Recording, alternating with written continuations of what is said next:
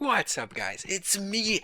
I am not dead yet. I mean, every single time I disappear, I'm apparently dead after a week. Every single time. What the hell, guy? Come on. But it's okay. I'm nice, so I forgive you this time. Yeah, I'm still working on my courseworks. Pretty much making games, I would say, and wasting a lot of the time on the internet. Researching. So yeah, if I'm not here for a week, that doesn't mean that I'm dead. I'm just working on university stuff. This is before my last year, which is a term as of now. And next year I'm gonna finish it, and then I will become a boss that just makes games, pretty much. So that's something to look forward to for me. For you, I used a lot of light this time. You can actually see a shadow behind me because, yeah, apparently light is important. I'm learning, guys, on this whole webcam thing. And also, you should notice that the quality is a little bit better than before in this. It's basically not a mess anymore, okay? So let's get to the format. There's this patch that I'm going to talk about with you, right? And I'm going to do not a breakdown. So if you want a breakdown, go read the patch notes. This is going to be a review. I'm going to review all the notes. I'm going to tell you what I think about them, what I agree with, what I don't like, how I would have done something differently, and in the end, I'm just going to give it a rating. So above me, I'm not sure what I'm going to put it when editing, but above me, ideally, you will see the current patch note. On the left, you will see me, and on the right, you will see the game where I will show this change. And that's kind of it. So yeah, let's do this. Change number one, the early access removed. What do I think about this? I am actually one of those people who is serious about this. Like, I don't care how big the advantage is, even if it's like plus 0.1 health regen. If you can pay money to have something in game that changes gameplay that others cannot have, it's pay to win. It's pay to win. Everyone's like, SomaZ, you don't know what pay to win is. Pay to win is you give monies and they give you winnies. No, you're just nitpicking. You're just trying to, I don't know, you're trying to troll or something. Okay, how about this? Pay to have a small advantage. Let me translate it for you. Pay to win. So pay to win is being removed from the game completely now. Before we had one here. I mean, League of Legends is in a whole different level, and everyone's like, well, the heroes don't counter as much as in HoN. I don't care, okay? I don't care. If you can buy heroes, pay to win. No matter how small the advantage, I don't care. It's pay to win. And now HoN is not pay to win anymore, and I can brag about it to all of my friends. They'll be like, oh, dude, I have this money I want to spend on the game. And I'm like, well, you better not spend it on anything that will help you win. That was a bad joke. So now we as a community of HoN earn the bragging rights because there is now nothing you can buy with real money that will give you an advantage in game. I don't care how small. It's pay to win to me. It's pay to win by definition. That's right, you pay for an early access here even if he has freaking 1 health and 1 damage. Pay to win. Okay? So now that's gone. How happy am I? Pretty happy, I would say. Pretty happy. Yes. The game is 100% free to own, which is pretty cool. So there is also another note there you will see. Heroes no longer released every 4 weeks. Now we release them basically whenever the hell we want. And I say we as if I'm S2, but I'm not at all, not even in the least. I really like this because lately all the heroes have been, in my opinion, trash. Just trash everywhere.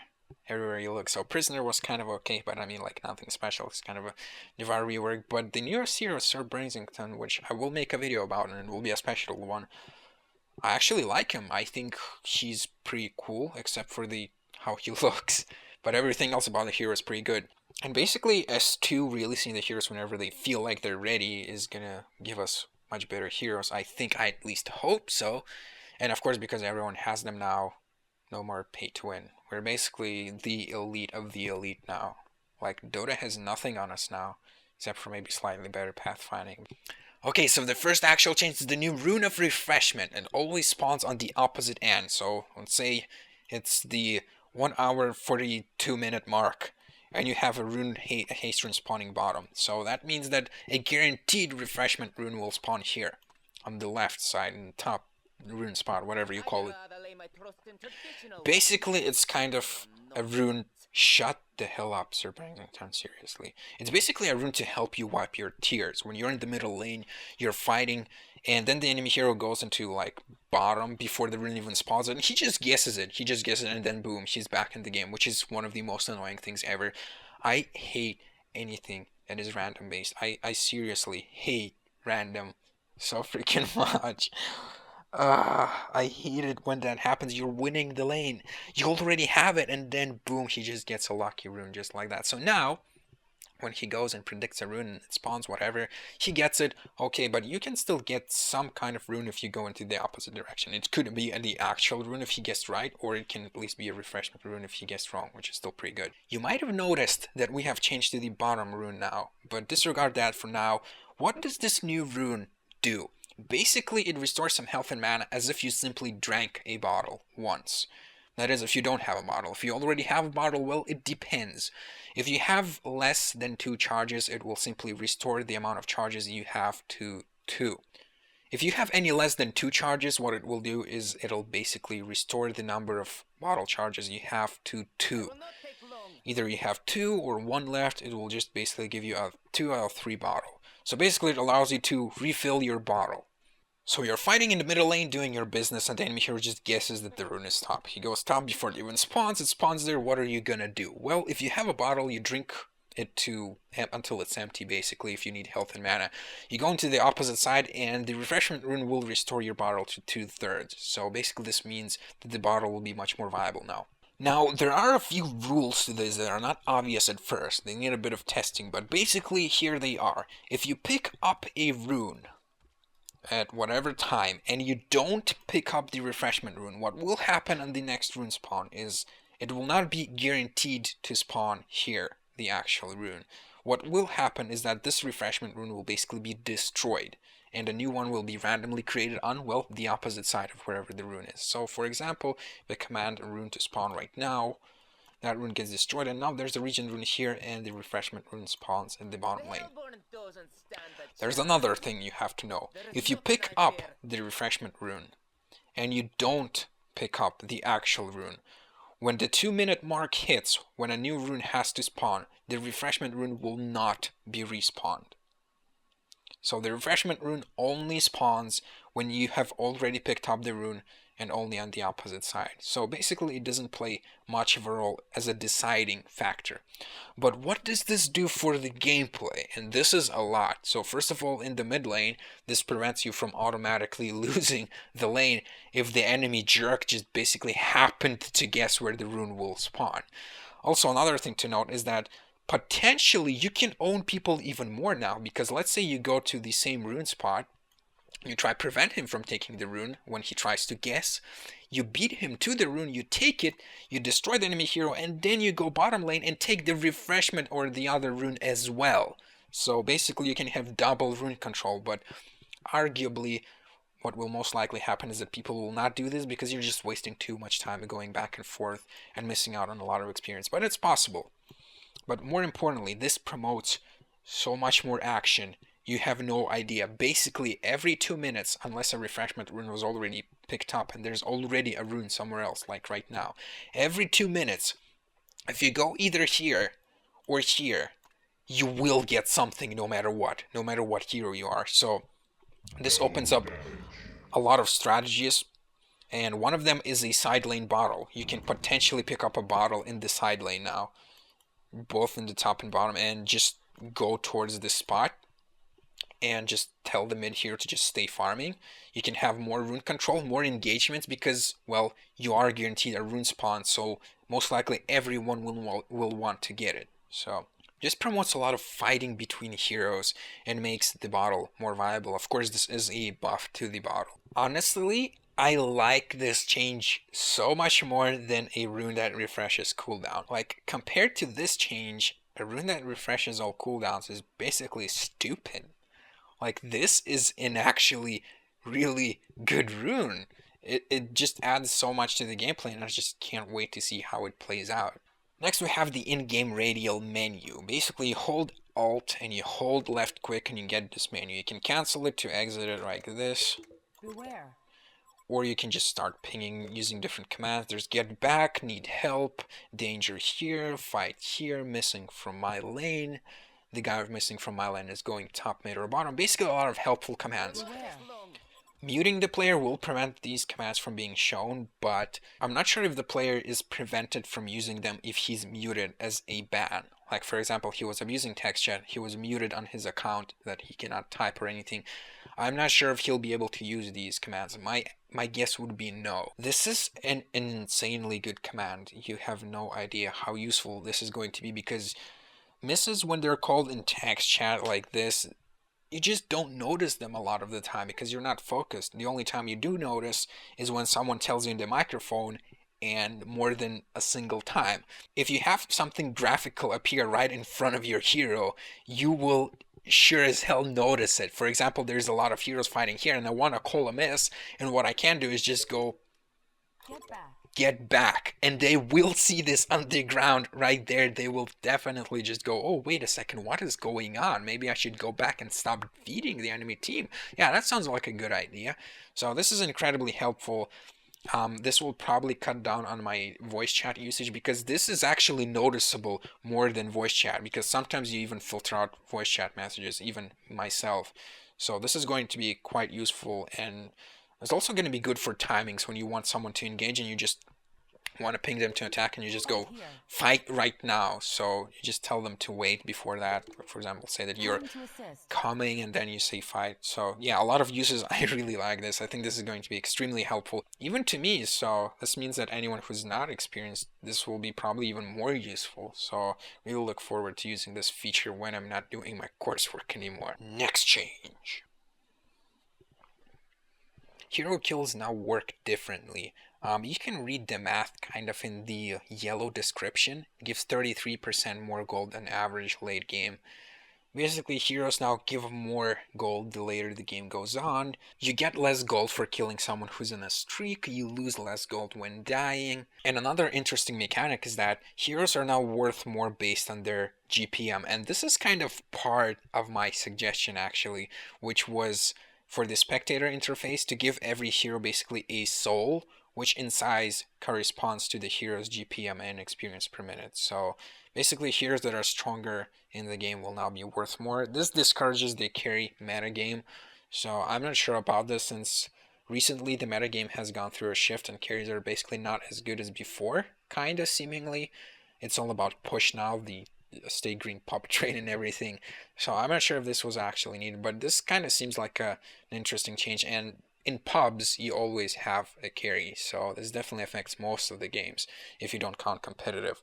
So you get more gold if a hero has a lot of GPM. That's pretty cool. So more incentive to focus someone down who's farming extremely well, and basically this gives you more of a chance to come back, which is very interesting, without really impacting the hero's ability to end the game quickly if he's very, very far ahead. Change experience gain and kills, which is pretty much not that important. A little bit more experience late game. More of a chance to come back, if so you will. An interesting change is that if you have a streak, you will now lose less gold based on your streak. So the higher the streak is, the less gold you will lose when you die, which is a really, really good change. Now you're actually encouraged to get streaks. And an interesting mechanic this could introduce is sacrificing yourself if you're on a huge streak already, because, well, you will give less gold to the enemy team and you will lose less gold when you die. So perhaps it's better if you die than, say, someone else. But the gold in the game should probably stay the same, because the enemy gets 25 gold per kill streak and you lose 25 less gold per kill streak. Basically, the gold in the game that's already there stays kind of the same, so probably won't even matter. And last is a very actually important change. Solo hero kills will now grant the absence of assist gold. What this basically means is that pop trains are kind of discouraged, because before, if you had a one-on-one kill where there was no assistance whatsoever, you actually got less gold, and not just less, but much less gold than if you had a partner with you who was assisting, because you completely lost all the assist gold, which is half of the kill gold. That's a lot. That's a lot, actually. So now you will get that assist gold no matter what. And one-on-one kills are now good. You don't have to be several heroes assisting on a kill to get the most out of it. That being said though, keep in mind that there's also this area, golden experience, where if you're just close to an enemy hero when he dies, you get gold for it that is not split between anyone. You just get it out of nowhere. So pop training is still kind of encouraged, because if you have 5 heroes in one kill, you will get more gold from it than if you had a one-on-one situation, but it's not too much of a difference now. So to be honest, as much as I hate the pop train, I actually like the mechanic of people just grouping up and going together and being a team. So I kind of appreciate there being a lot of incentive to pop train, because it's a fun strategy and it works, and I really like it. I don't like it used against me, but I kind of like it, so I really don't mind these changes. I think they just bring everything a lot more in line together, make comebacks more possible, but don't actually make the games much longer. So, good changes. So next we have some lane pulling changes, so I will demonstrate it here. Basically, the neutrals will deal much less damage now to creeps. At the same time, creeps will deal much more damage to the neutrals, and as you can see, if I don't interfere and try to deny them, they will clear out a triple stack by themselves. A triple stack will be God damn it, I have to remove these creeps. Stop spawning, god damn it, leave me alone! So now lane pooling will change. It will be different because a double stack is no longer enough. The neutrals don't deal enough damage to the creeps, and the creeps deal too much damage to the neutrals. A single wave of your creeps will easily take out a double stack. It's not even contested. And basically, if you pull by just stacking once, you will push the lane. So now the rules change. It's no longer don't pull without stacking or I'll stab your family and your animals. And okay, that's enough of that. Now you have to triple stack. The rules are now don't pull without triple stacking. So even if you triple stack, a lot of the neutrals will die. So doing it twice with the same stack probably won't work. You'll just have to keep stacking and stacking if you want to keep denying waves. And basically this is huge because you can no longer deny a lot of waves of experience from the enemy team. So say I'm playing the top lane and the enemy team decides to pull and deny me some experience. They won't be able to do it the same way before, where they could just deny waves and waves and waves of experience, and I would just be hugely underleveled and super far behind. And now it will be different because they can't just keep denying the experience. They can deny maybe 1 in every 5 waves if they do it good, which isn't as good as before, of course. But something to keep in mind is that there's still an advantage for pulling. I mean, you clear out a triple stack really fast, which is pretty good, and potentially deny a creep wave, which is also really good. So pulling is by no means bad. It's still a really good thing that if you're a good player you will probably do. It's just it will be harder to do it effectively now because you have to triple stack or it won't work properly. And warding the pull spot will probably still be a good strategy. But keep in mind that words of revelation are now available at the start of the game and it can be countered. So personally I love this change. I think that pulling, while kind of skillful, is a really cheap mechanic simply because of how powerful it is if you just don't ward.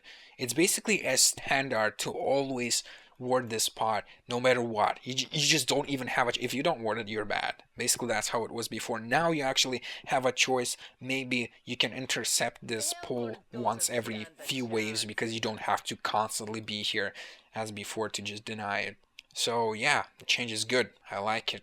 Very well done. Next change we have is that the ancients are much stronger. The crushers, the predator crushers, which are these guys, they move faster, have more health, yada yada, more armor. The dragons have more magic armor. By the way, did you know about magic armor? That spell shards, while it does not give you bonus damage against creeps because they don't have magic armor to begin with, they do give you bonus damage against ancients. So spell shards not that bad. More than 33% bonus damage against Asians. That's pretty good. What I think about this change, well, it makes clearing triple stacks harder, which I think is needed because it's an insane just way to get gold. At the same time, it's not too much of a change, so I don't really mind. I think it's an okay change. Asians shouldn't be hard to clear, and that's what this change does. There's the last change from the patch notes in case you missed it. They dragged the magic armor from 5.5 to 8, and also Kongor now no longer instantly destroys illusions, which is pretty cool. Not much to say about that. Mana costs implemented. Oh my god, I no longer have to use mods. When people ask me, SomaZ, what mods do you use? I will no longer answer anything because I don't use any mods anymore. That's it. That's the only mod I really wanted in the game because it's necessary. It's really necessary, and now here's my excuse. I was only using it because I obviously knew it was going to be implemented. No, I did not at all. Not at all. It's a pretty good implementation, but I think the old one from the mod was kind of better, and the important thing to note is that it does not show you the mana costs of items, but okay, fine, I suppose you can't remember items because there's not many of them. But still, could have been a little bit better, and it just kind of seems awkward and out of place here. I think they could have done a bit better job with these mana costs, especially making it more apparent that you have enough mana. But we move on to heroes. A bunch of new heroes have been added to the tournament rules, so now these newer heroes can be picked up, which is pretty cool. We'll see them played, we'll see how it goes. Amun-Ra, the cooldown on his ultimate has been greatly reduced on all levels, and now when he revives, the amount of health he revives with depends on how much mana you had. If you had full mana, it will revive you with 60% health. If you had no mana, it will revive you with 10% health. So basically have this kind of thing where it won't be as annoying as before when you're countered by your magic community, and you can do it much more often now, which is definitely above. At the same time, if you do get countered and someone gets mana drain and drains you to 0 mana, it's gonna get ridiculous because you're gonna revive with so little health that you're most likely gonna just die right after. So Nullstone potentially a bigger counter to this hero because it's gonna be much more annoying to deal with. And I don't want to say this, but I have to mention it. Potentially getting mana on Amun-Ra to counter if they have mana burn. Overall, I like this change because basically it's not really that big of a buff because you can still be shut down very quickly with some mana burn, and as Amun-Ra you get to revive much more often, which is really, really cool, and a buff that Amun-Ra needed because we haven't been seeing it much lately. Next change, Armadon. His second skill is now more smooth. Basically, if you read the changelog, it says don't worry about it, guys. But SomaZ, what exactly is smoother? Shh. It's smoother now. Trust me. It's better. Don't worry about it. Don't worry about it. Basically, it's much smoother now. More importantly are the last 2-3 lines of this, which are charges are now gained if Armadillo reduced damage, and more charges will be gained the closer to your back. Now, I'm not sure why they put this in the changelog, because if this doesn't do what I think it does, then it's basically there only to confuse you. But basically what it's saying is that you will now gain less charges when attacked from the sides compared to before. So this is essentially a nerf to that. If you're attacked from the back, it's the same as before, exactly from the back. If you're attacked from the sides, it's worse than before. But the other change, the last change, makes up for it. Charges will now overflow to the next spine burst up to 250 damage, which basically means if you get very, very heavily nuked by some huge 1000 damage nuke, instead of just discharging once, doing one spine burst from all that damage, you will now potentially do 2, which is, in my opinion, pretty good. So Armadon is much more smooth now. Do I like smoothness? Well, right after I shave, usually my baby face, I don't like that, but in this case I'll have to agree that the changes are pretty good. Artillery has been picked up competitively a couple of times, so he needs a nerf. Basically, his first skill is now nerfed, deals less damage in later levels, well, early levels as well, costs more mana in the later levels, and his ultimate has a higher cooldown. Was this required? Well, people discovered the jungler artillery. Oh my god, SomaZ, make a vid about it. You just stack and you kill camps because your Q deals a lot of damage. And does artillery need a nerf now? Well, because of this jungling, I have to admit that potentially it can be very, very powerful because he jungles very, very fast if done right. If not done right, he basically falls super far behind. I never really thought of artillery as broken or anything, but I guess he was a bit on the stronger side, especially when you get to later stages of the game. But I mean, outside of mid-wars, the hero doesn't really do that much. So I can agree with this nerf, but I'm still kind of skeptical. Not sure if this was needed, but I guess the pro players picked the hero, so he must be very good or overpowered now. Blitz, his third skill gives you more movement speed. It will still pretty much give you maximum movement speed, but what this change does is that even if you're slowed, the movement speed bonus will be so great that it will go through the slow and still make you fast. So it's basically an anti-slow now, kind of. So yes, Blitz needs buffs so much. Please buff him more. I'm not sure this will be enough, but this is a step in the right direction. I suppose Blitz needs more buffs, seriously. Bramble, I forgot this hero existed, so I suppose that's a sign that he was kind of underpowered. So his first skill is now a better stun on early levels. Yeah, why not? I mean, sure, go for it. He's kind of fun with his ultimate and how it can push really hard, but at the same time he doesn't really do anything else that is exceptional or anything. His aura is pretty nice, but yeah, definitely a deserved buff. He needs to see more use because he can be a really good hero, I think. Do you guys remember when all of the competitors were like, oh, the hero I expect to see more is Bramble. He will definitely show you what he can do. Yeah, we have a secret strategy with Bramble. Yeah, he can work. You will see, this is gonna be very interesting. And we didn't really see Bramble almost at all. Competitors lied. Who would have thought? Overhyping freaking heroes. Jesus Christ. Okay, it's not as bad as they make it out to be, but still, competitors, don't overhype it if you're not actually gonna do it. It's just always like this. We have a super secret strategy in our mind, and we're gonna use it in the finals. You'll see, you'll be amazed. And then it's like, oh my god, he picked Witchslayer instead of Glacius. Oh my god, secret strategy. Just, come on. Next we have Defiler's Wave of Death. Cast targeting changed to target duel. I'm not sure what this means, but what I think it means is that when you use your first skill, you can not only use it on the ground, but also click an enemy hero. And what it will do is it will follow the enemy hero or, well, unit and try and land the skill no matter what. So basically it's much harder to miss now. Shut up, Blitz.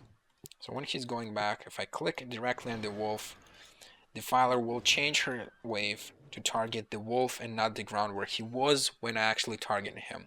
So for example, I target the wolf here, I press it, and instead of working here, it will start the cast animation and then cast it where the wolf is in the new position, which he will probably move like here somewhere after it. So basically it makes your Q skill easier to land.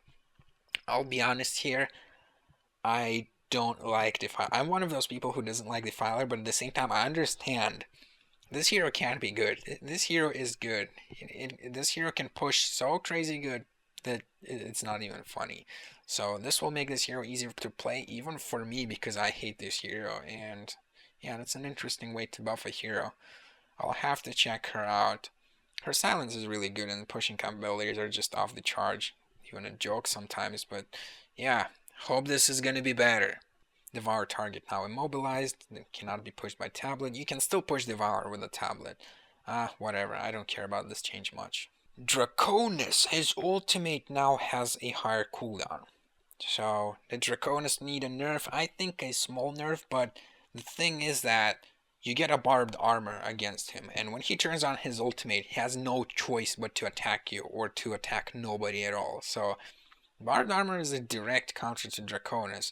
I had a game where Draconis was crazy farmed. He was like 200 GPM above any one of us. And we still killed him with ease with just a couple of barbed armors. So I'm not sure. I think people just need to learn to counter him. And his power to clear out triple stacks, well, now with debuff triple stacks, it will be harder, first of all. And second of all, people don't counter it. Like, for example, you saw Moonmeter. He used Pharaoh's rockets to continuously block the ancient spawn. Like, that kind of thing would just destroy a Draconis. So, I'm not really sure about this change. I guess if it feels like it doesn't really impact it that much. But I kind of liked being able to use it often. And you could even use it to push towers just for the increased attack speed. And now you can't really do that anymore. I'm kind of disappointed. If they really had to nerf Draconis, I would have liked for them to nerf something else. Maybe nerf the damage on his E or Q or W. I don't think this is the correct way to nerf this hero, because it basically makes him kind of more boring to play, if anything, and that's kind of it. Next on the list is a Drunken Master rework, which I actually like. Drunken Master was a good candidate to be my third most favorite hero, or maybe even second, I remember. But he was just a little bit too kind of underpowered, so he didn't become one. I liked him because he just drinks all the time. So now he will be drinking a bit less, but he will be more drunk. Basically, his second skill will now passively give you charges, and when you're kind of maxed out, what this means is that you will always have enough charges to cast most of your skills. So if you instantly use your ultimate, E, and Q, you still have pretty much 4 charges left. Just about 4 charges left it will become. It's 3, but technically, whatever. So this is definitely a buff, but important thing to note is that it changes your skill build. So before I would max out my W first because I needed those drink charges to stay alive and to always have them available when I need them, because it was such a bother to keep them up. And that changes now because you always have them.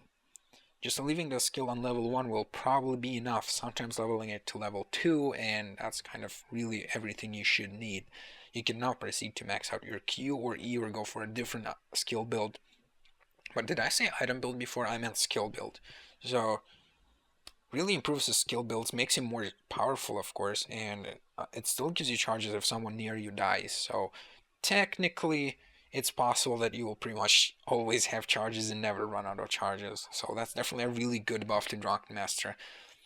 He can still restore a lot of health with his second skill, so I really like this change. Drunken Master will definitely see more use and potentially make it to be one of my favorite heroes. So the only thing I'm worried about is how often will you need to drink, because you probably won't drink in the middle of a team fight to just waste all of your charges. What you will most likely do is drink when you're about to exit a team fight or need just a bit of extra health.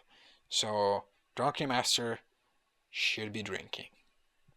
And if he doesn't, he's not a Drunken Master. He's just some hobo who likes to drink. What a loser, right? Engineer's Ultimate now does not go through Magic Community unless it's Jerry's Spell Shield, or Protective Charm, or whatever it's called. So I'm not sure how many heroes will actually use this. Like before, Shunkin had already prevented, but now also Predator's Invulnerability prevents it as well. And is that it? I think? Like, what else does this change? I'm not sure if this is how it worked before, but for example, Magmus can now just stun through the edge and not get silenced. I believe before you would still get silenced if you did this, so I'm not sure, but potentially this is what this change also did. Next change, we have Electrician Staff of the Master once again changed the effect of your ultimate to 2 additional targets instead of using it on yourself and someone else. So this is a very, very nice change, because Electrician is arguably one of the very few heroes who can potentially get a Staff of the Master, because they do need all that health and mana that it provides. But still kind of arguable. If Electrician's ultimate wasn't this good, then I guess Staff of the Master wouldn't be a pickup, but his ultimate is really good, so you use it on yourself, changes 2 additional targets, use it on an enemy, it will go to 2 additional targets there as well. So this is a really good change, as this will make him much more powerful in team fights. Will also be much more powerful against, let's say, the new Hellbringer, who summons 3 Malphite. You can now pick up a Staff of the Master, and with one use of your ultimate, basically destroy all 3 of them. Did Electrician need a buff? Oh yes, I want to see more Electrician. This hero is interesting, and I like him. I think he needs more power, and I think this kind of gives him that extra edge, 1 extra item, and allows him to have much more of a presence in the game. Elonia! They finally decided to fix this crappy hero that basically kind of sucked. So now your second skill costs less mana at all levels, so potentially maxing out your second skill, the Frigid Field, is now the better build than just going for your Q. The range of her stun, her third skill, has been greatly increased to 650 on level 4, which is really good because most stuns end at either 500 or 600, and that's where most heroes attack if they're ranged. And just having that little extra bit of range is a pretty important thing. So this is definitely a very, very significant buff to the hero. And of course her ultimate now also has a reduced mana cost so that you no longer just run out of mana. This will definitely make Kelownia a much better hero, and potentially she can now be picked up as a support. Which before, if you didn't go into a solo lane and get farm, she was kind of sucky, but now you can go for a support because her stun is not half bad with the range that it has. Her mana costs are much lower, so now she can spam her skills more without actually having items. So just overall really good changes to the hero, and should make the hero much more fun to play even if you don't have farm. So yeah, I like these changes. Fade, her deep shadows are no longer superior magic. I have no clue why they did this after all the nerfs to the bound eye. I'm not sure if Fade will be picked up anymore. That was kind of like a unique thing for her third skill. It went through Shrunken Head, it went through Magic Community and Still Slow. That was like a thing about Fade, and now with all the new Revelation changes, nobody's gonna pick up Fade, I'm afraid, because you can't use her to counter ward, and well, are there not better heroes for everything else she does? Because well, a Shrunken Head will just completely destroy her. So I'm not sure about this change. I don't think like it was needed after all the nerfs. So you can see in the change there in yellow it says slow no longer go through Magic Community. Fade didn't need any other adjustment after the changes. No. That's Fade didn't need any adjustments after the changes. I don't think she didn't need any other besides this one. So yeah, kind of weird, but I guess it was. I hope it's a good change, but I'm kind of skeptical. It was like kind of a unique thing for Fade. I'd prefer they nerfed something else, honestly, if they had to nerf something, because now you just get another hero that's completely destroyed by Shrunken Head. Woohoo, that's a lot of fun, right? Flint Beastwood has some interesting changes, to say the least. So first of all, the starting intelligence has been increased, and I don't really get it. It doesn't really, why, like, such a weird, just increased by 2, it doesn't really let you cast any extra skills that much. It's just a random intelligence increase to randomly give him more mana, but it won't impact anything. It's not like before you couldn't use your flare twice and now you can. It's more like before you couldn't use your flare twice and now you can't. Or if you could before, you can now still. So no idea what's up with that change at all. My voice is dying so badly right now. Oh my god. Explosive flare slow increase slightly. I'm not too concerned by it. It's just like 1% whatever, 4% level 4 whatever. More importantly, hollow point shells, your second skill, is now a 40% chance from level 1. This, on the other hand, like if you discard the other changes, is important because it makes another build possible on this hero. So before, you would always max out your second and your first skill unless you were like in a situation where you just could not come close no matter what, and you had to get your third skill to just stay safe because this hero is so squishy. And now you can potentially just grab your second skill once, because the mini stun which it gives is actually very, very good. It's just as important as the damage, because not only does it prevent things like channeling and stuff, it's also a pretty good chasing mechanism, and also it can cancel an enemy's attack. If the enemy is in the middle of attack, you shoot it with the mini stun, it will have to restart the whole attack animation. So the mini stun is good. So now you can potentially just grab your second skill once and maybe go for your third skill instead of your just second one. So that kind of adds build diversity, and that's what I like about this change. So this will give him much more early game laning presence. And if you kind of combine it with just leveling your third skill now, he will be kind of more safe against his biggest problem. And the last change we have is to his ultimate, which now has much more range and much more breaking range. It might not sound too much, but it actually is, because this is like his maximum level, like the most his ultimate can go after the buff. You can imagine before it was actually quite a bit lower, so now it's kind of easier to land your ultimate on running away targets, and I expect actually people to get quite a few kills with this change compared to before. So this is definitely above his offensive capabilities. But here's the thing with Flint Beastwood. The problem with him is how squishy he is and how he has a no escape mechanism. So there are two ways to balance this. One is to make up for his weaknesses, and two is to buff his strengths. Now, both ways have their plus sides and minus sides. So I'm not sure what they should have went, but basically this kind of makes this more of a situational hero where you will try to capitalize on his strengths now and try win the game that way. And also you will be a more powerful carry late game. What this does not account for is, whether you like it or not, mid wars.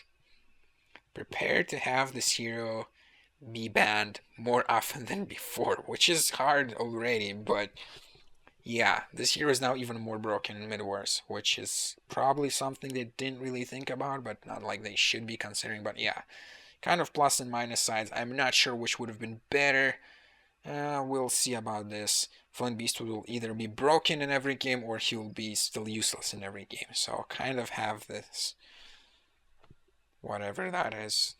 A really good change to Gauntlet. His hook now has much higher range than before. I can only say good things about this change. Really, Gauntlet needed a buff. He needed a buff. That's not really even a question. And I think this is one of the best ways to buff him, because he now will be much more fun to play, really. And that's the important thing with Gauntlet. That's where you pick him. So really good change here, there, whatever, to increase the range. It's now better. Yay for Gauntlet. That was freaking stupid. I should stop doing that. So next we come to the one of my favorite hero changes in this patch, where Gemini will become a much more fun hero to play. You can see it on my... But seriously, Gemini will become freaking awesome after this change. So your third skill has been reworked from this skill that's useless when you're split into two wolves into a skill that is useful all the time. And it's basically quite an interesting one as well. It gives you armor penetration, which is rarely used, and cast speed, which is pretty much almost never used, and some movement speed, which is, well, whatever. So each dog gains 60% of your bonuses, whatever you get. So armor penetration, what it means is that, no, this does not make minus armor good on this hero. While it is a possible build now, you have to keep in mind that minus armor is always applied first. So if the target has 10 armor and you have 10 armor penetration, without a shield breaker you will deal damage as if it has 0 armor. You will penetrate all 10. With a shield breaker that reduces its armor by 6, you will still deal the same amount as if it has 0 armor. So keep that in mind, but it's still a really good change. Armor penetration can get really powerful, especially if you just stack up a few bracers. And cast speed is also, just to show you the difference, so this is how you cast it normally and how you split normally.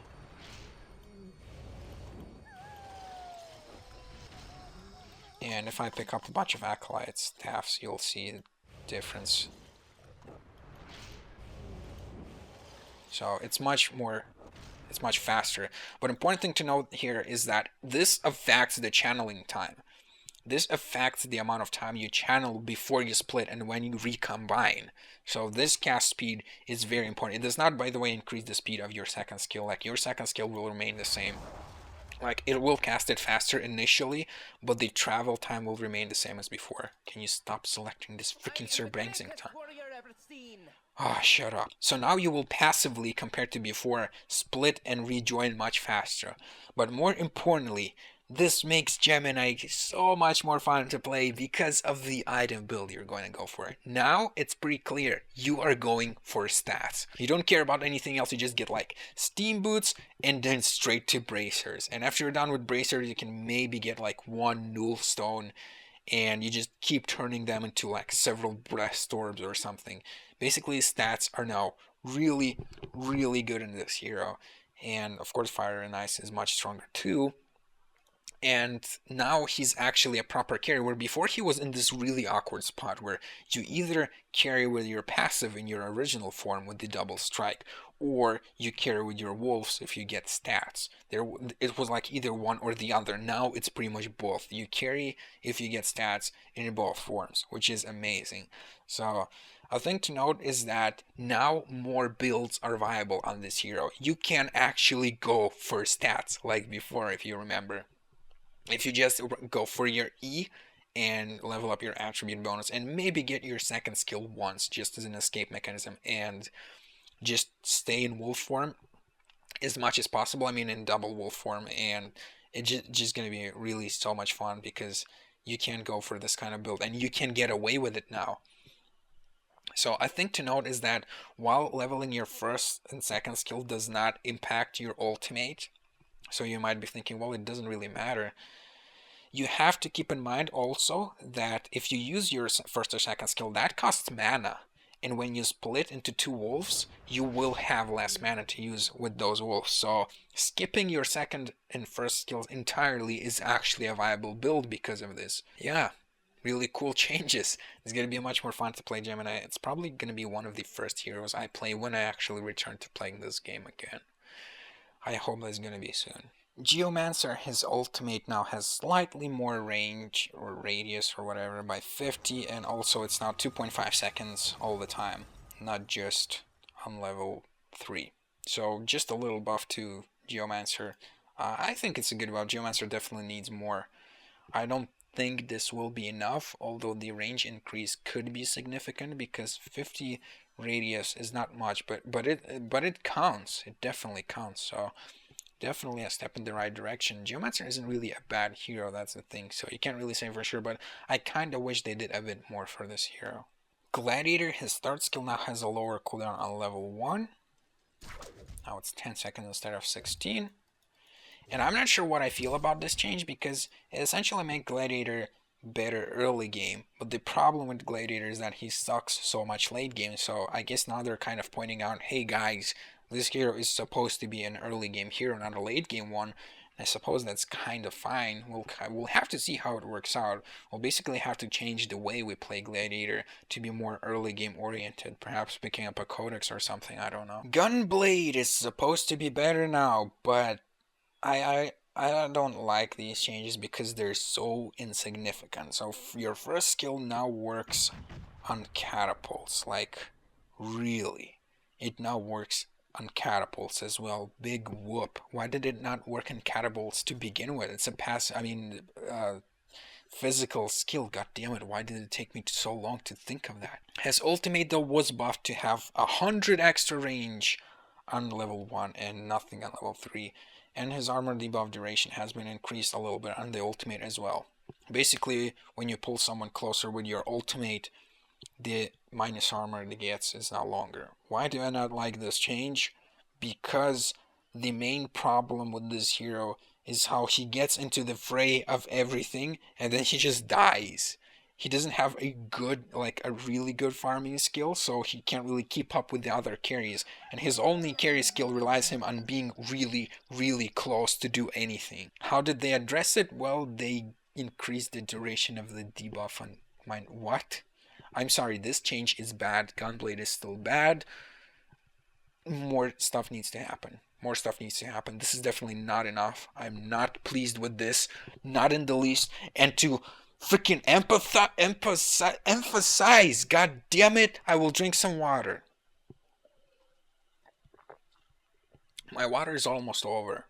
I actually like that change one of my friends suggested, which was to make his third skill work on creeps, so that he will have some kind of edge against other heroes, because right now all this hero offers is really just, he is physical, and he can be a carry, but he doesn't really excel that much as a carry. You basically have a physical caster whose point is to kind of go through Shrunken Head, but really that's Hellbringer. The first skill cooldown reduced, which can potentially do nothing for it. You just get it once still, so the build remains the same, but I guess you can kind of use it more often, but it just costs mana, guys. It does cost mana, and it's pretty bad in early levels. So yeah, not sure what's that about.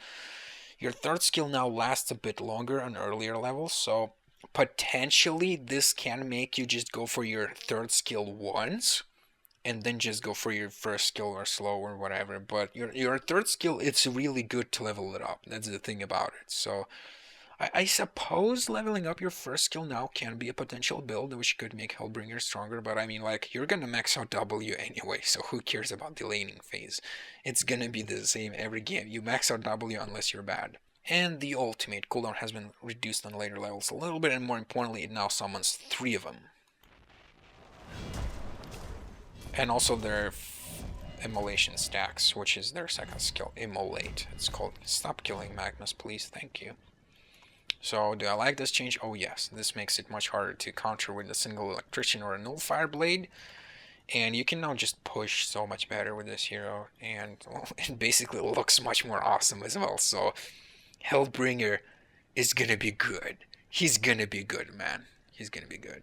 Keeper of the Forest has received some updates. First of all, his agility gain has been lowered, and now his first skill gives you a bit less armor, which is not too important, but kind of worth noting that it's basically going to be easier to kill people who have received this buff. And it now has a 0.25 second, which is a fourth of a second stealth time.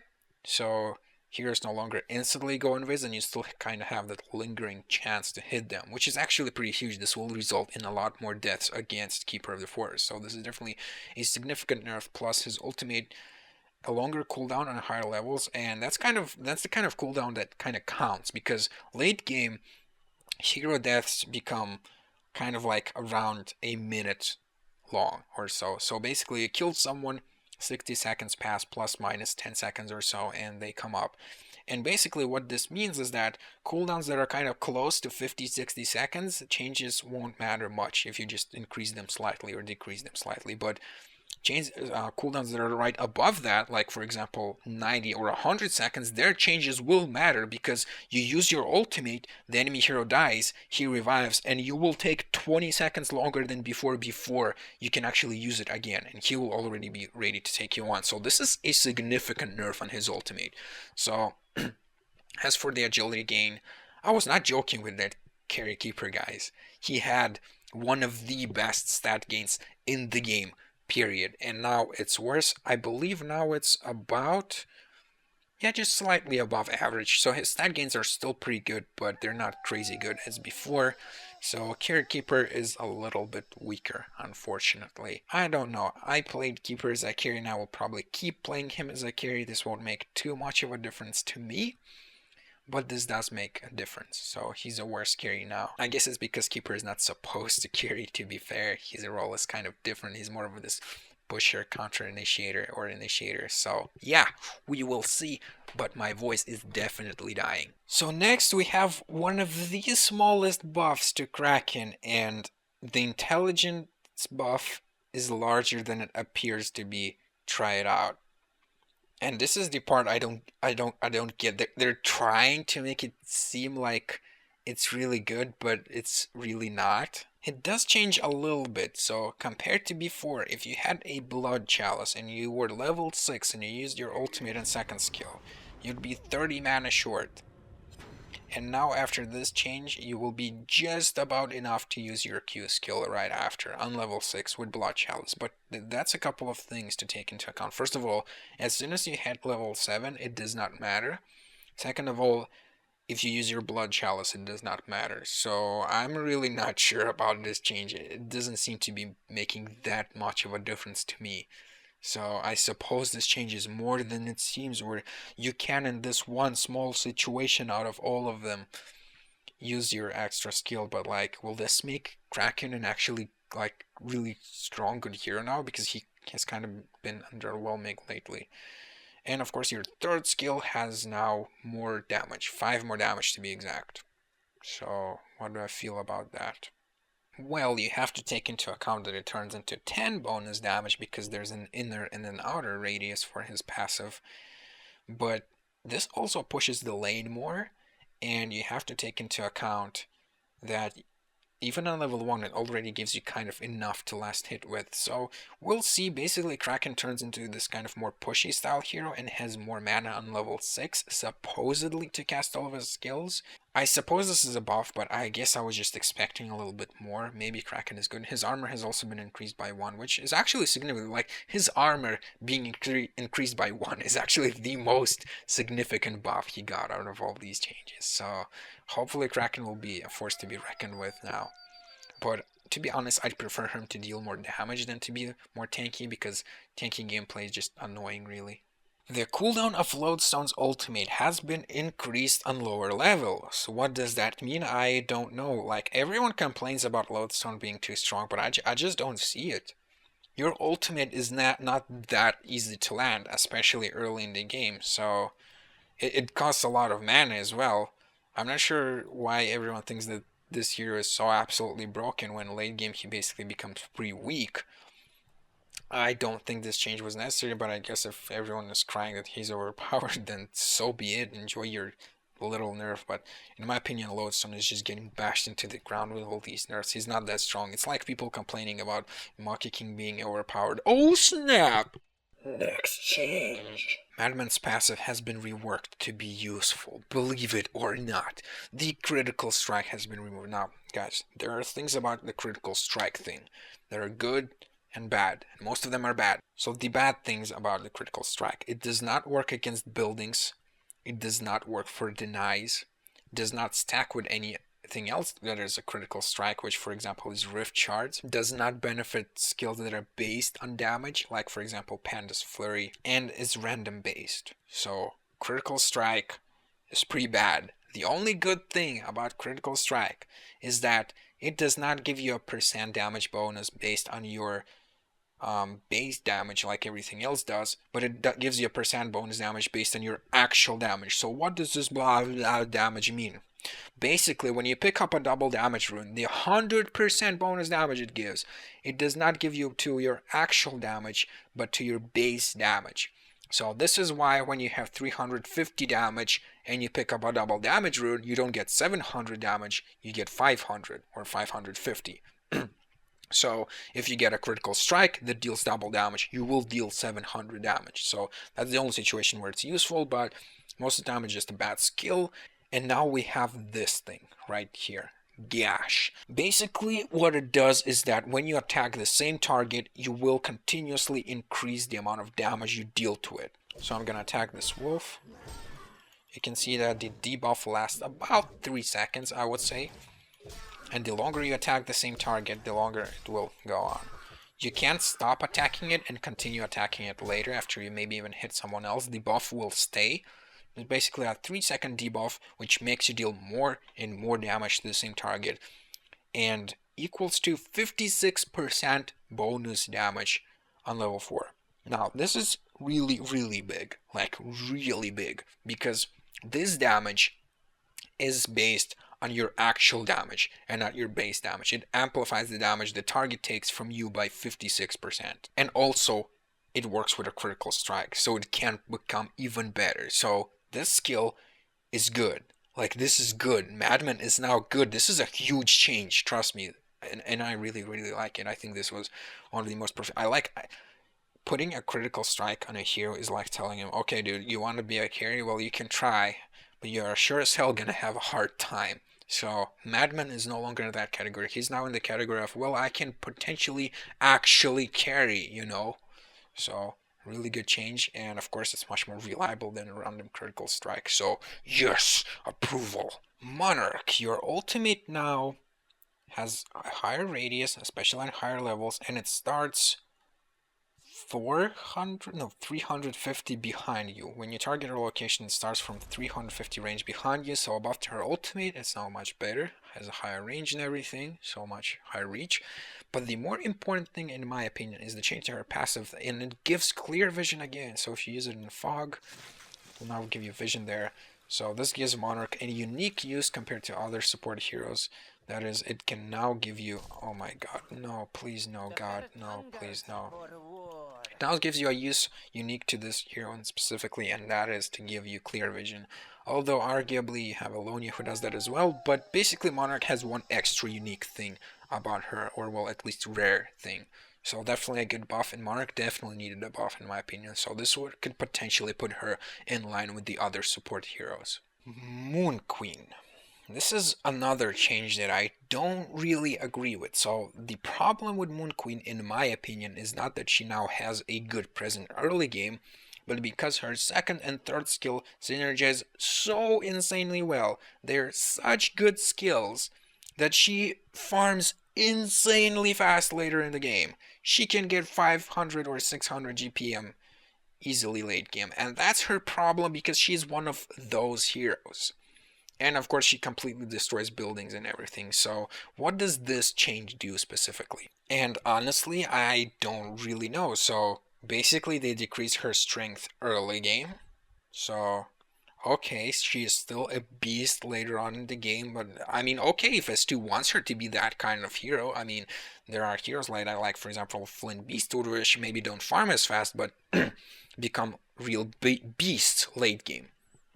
So perhaps they want this hero to be extremely strong late game, but what did these changes really do? I don't think they will make Moon Queen much less powerful because her mana cost is increased a little bit. It's still relatively low, but okay, that's quite significant. 30 mana on level 1. Okay. The stun is also much less effective on level 1. Okay, I take that. But the change of 50 on multi-strike, really, what does that, like... I can still attack 2 racks at the same time, and if I get vision, I can even attack all 3 buildings. Like, no change. I can still do the exact same thing. It doesn't make it much less powerful. It's just a freaking 50% range decrease. So it's true that Moon Queen was not picked up very often before because she has a very, very weak laning presence early game. But the thing is that she is so insanely good late game, and I think that people now understand that she doesn't really need the strength late game, early game anymore. She will still dominate. So the way I would have changed the hero is I probably would have nerfed her third skill a little bit and probably adjusted her second skill a little bit as well to deal a bit less damage so that she cannot just farm as fast as before anymore. But that's not what happened. Moon Queen is still just as strong. I think she will still be annoying, still be picked up, but maybe that's S3's intentions. Will we see? But in my opinion, Moon Queen is still a really strong hero and more adjustments have to be made. Moon Queen is a really good carry. That's the thing. She's a really good carry even if things go wrong kind of early in the game. She will outfarm you. Meraxas' starting magic armor reduced by 0.5 from 5 to 4.5 to make him more of a physical damage blocker. I suppose okay. I mean, I didn't really see Meraxas as a problematic hero.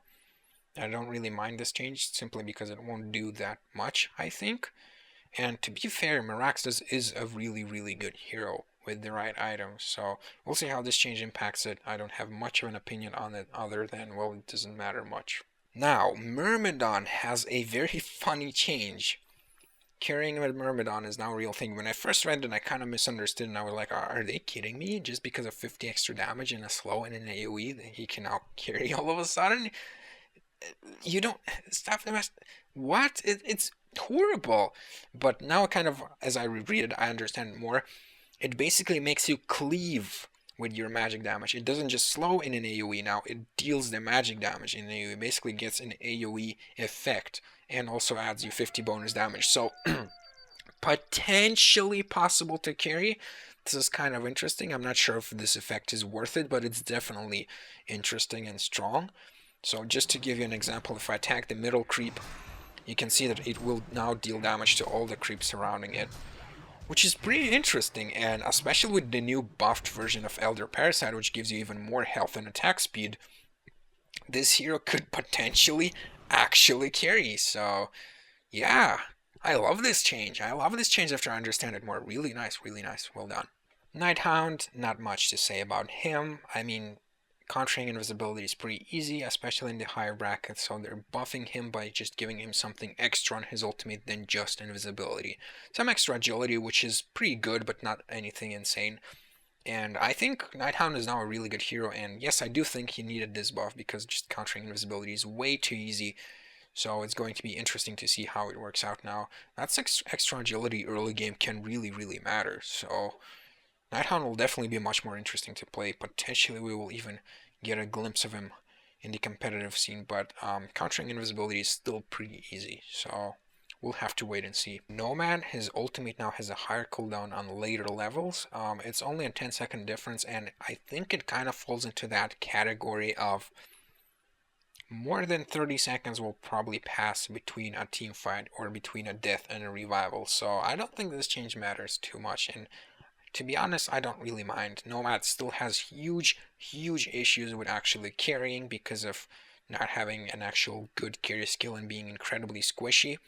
So we'll see what this change does for him, but I think he can still be decent with the recent changes to his passive. He can farm well, so I don't really mind this change at all. If the ultimate is quite an annoying mechanic, so nerfing it will definitely make the hero less annoying to play against, hopefully. So yeah, just like the yellow text says.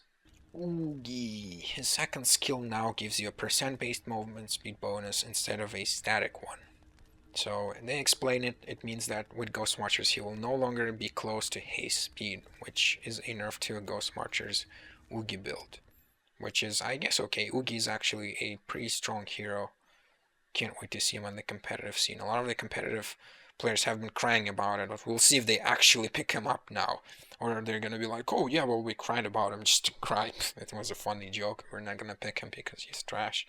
I hope they pick him up and show how it's done, because I do believe Oogie can be very powerful. Next we have a set of changes to Ophelia, the hero with probably the highest skill ceiling in the game, and as such the strongest hero in the game, and I guess as people figure out how to play her, S2 continues to nerf and nerf this hero, because, well, if you can play her at a high level, if you can micro properly, she does become quite a scary hero.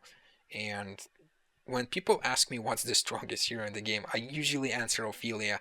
Not sure if I'll still answer Ophelia after this patch. I believe so.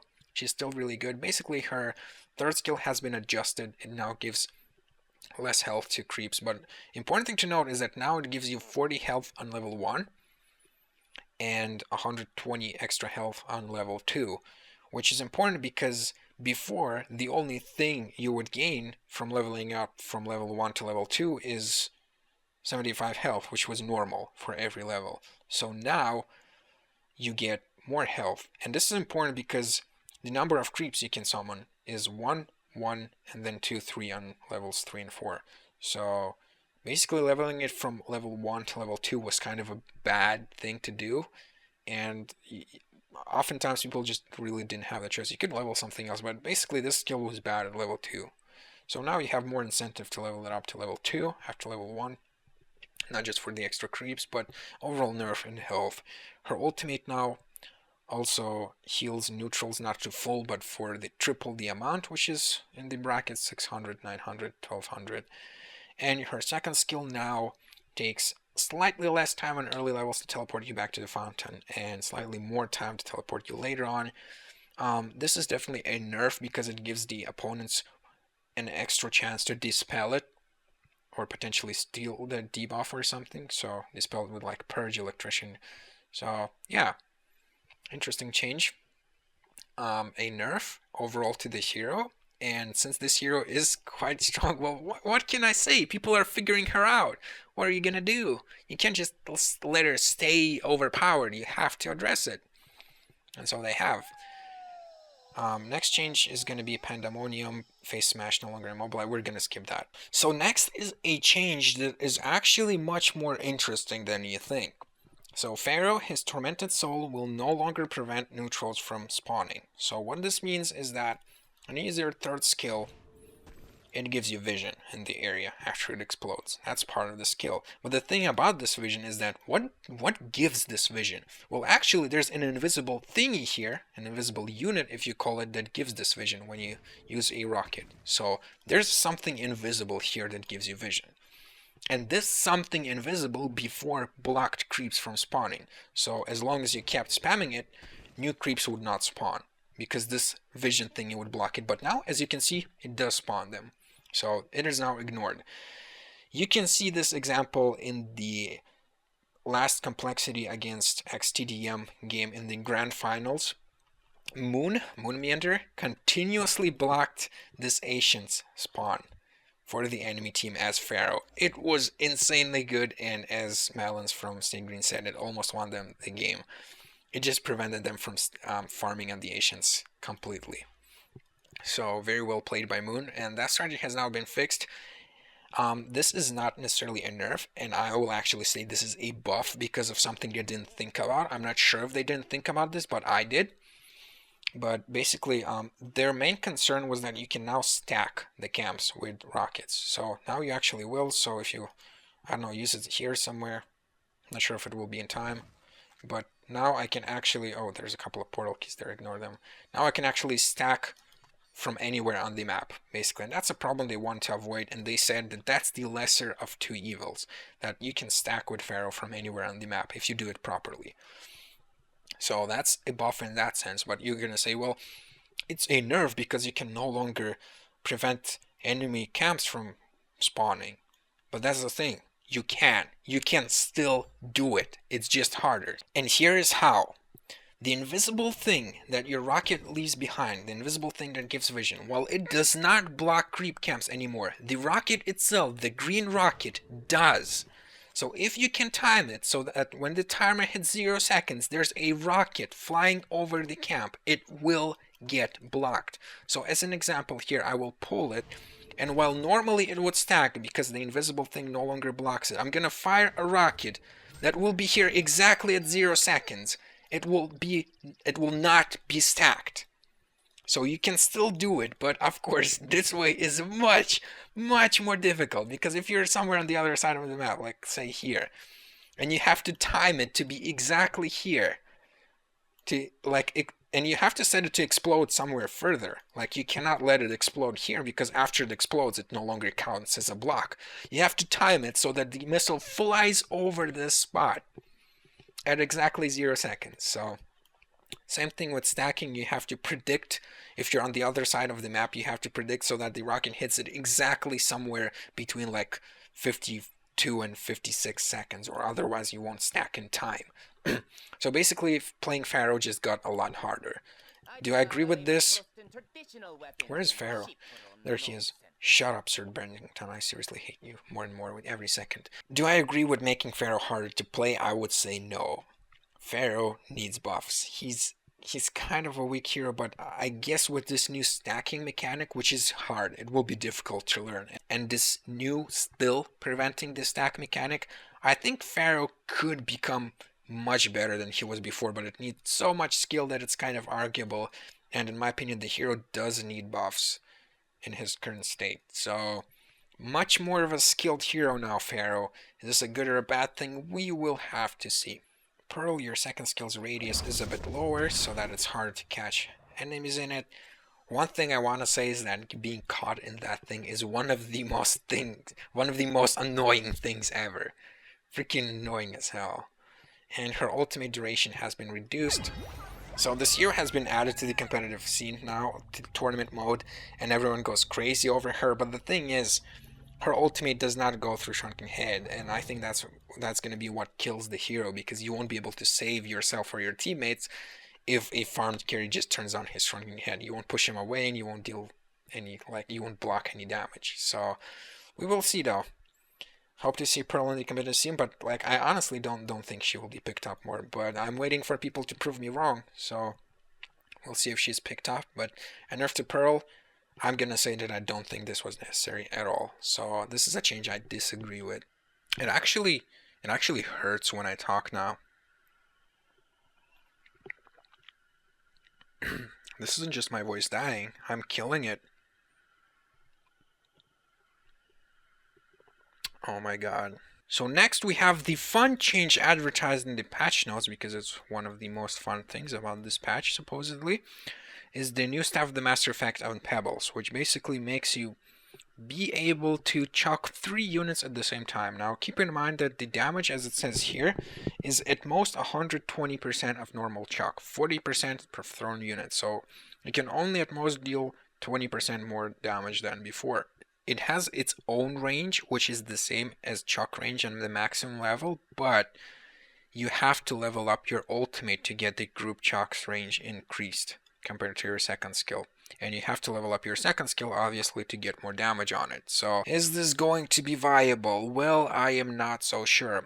I think the main use of this is going to be not to chuck in a bunch of your allies into an enemy to catch up, but to disrupt the enemy team as much as possible. So strategy is going to be you blink into the enemy team, and when you use your group chuck, you basically throw all of them in the air instead of just one target. It can just cause a lot of disorientation, and of course deals a bit more damage, but basically something like that.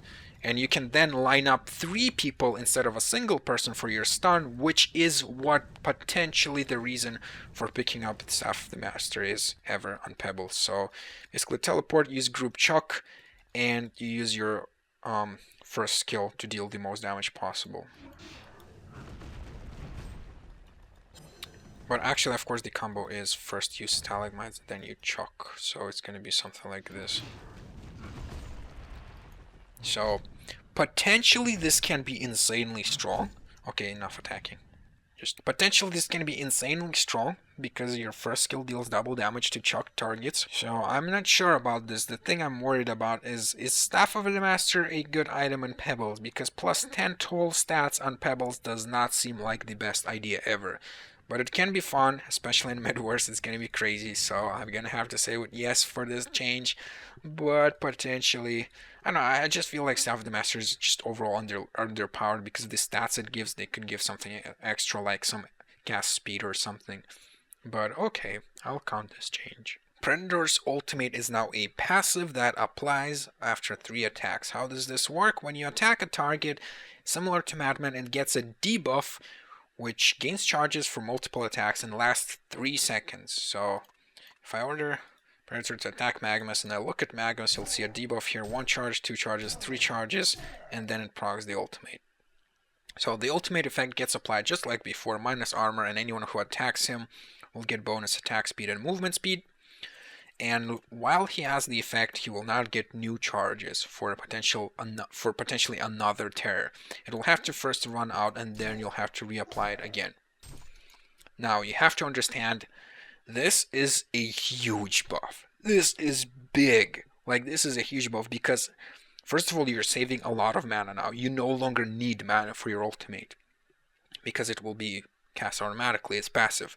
And second of all, it has a much lower cooldown when you need to attack a specific target. So as soon as it runs out, you can essentially cast it right away again.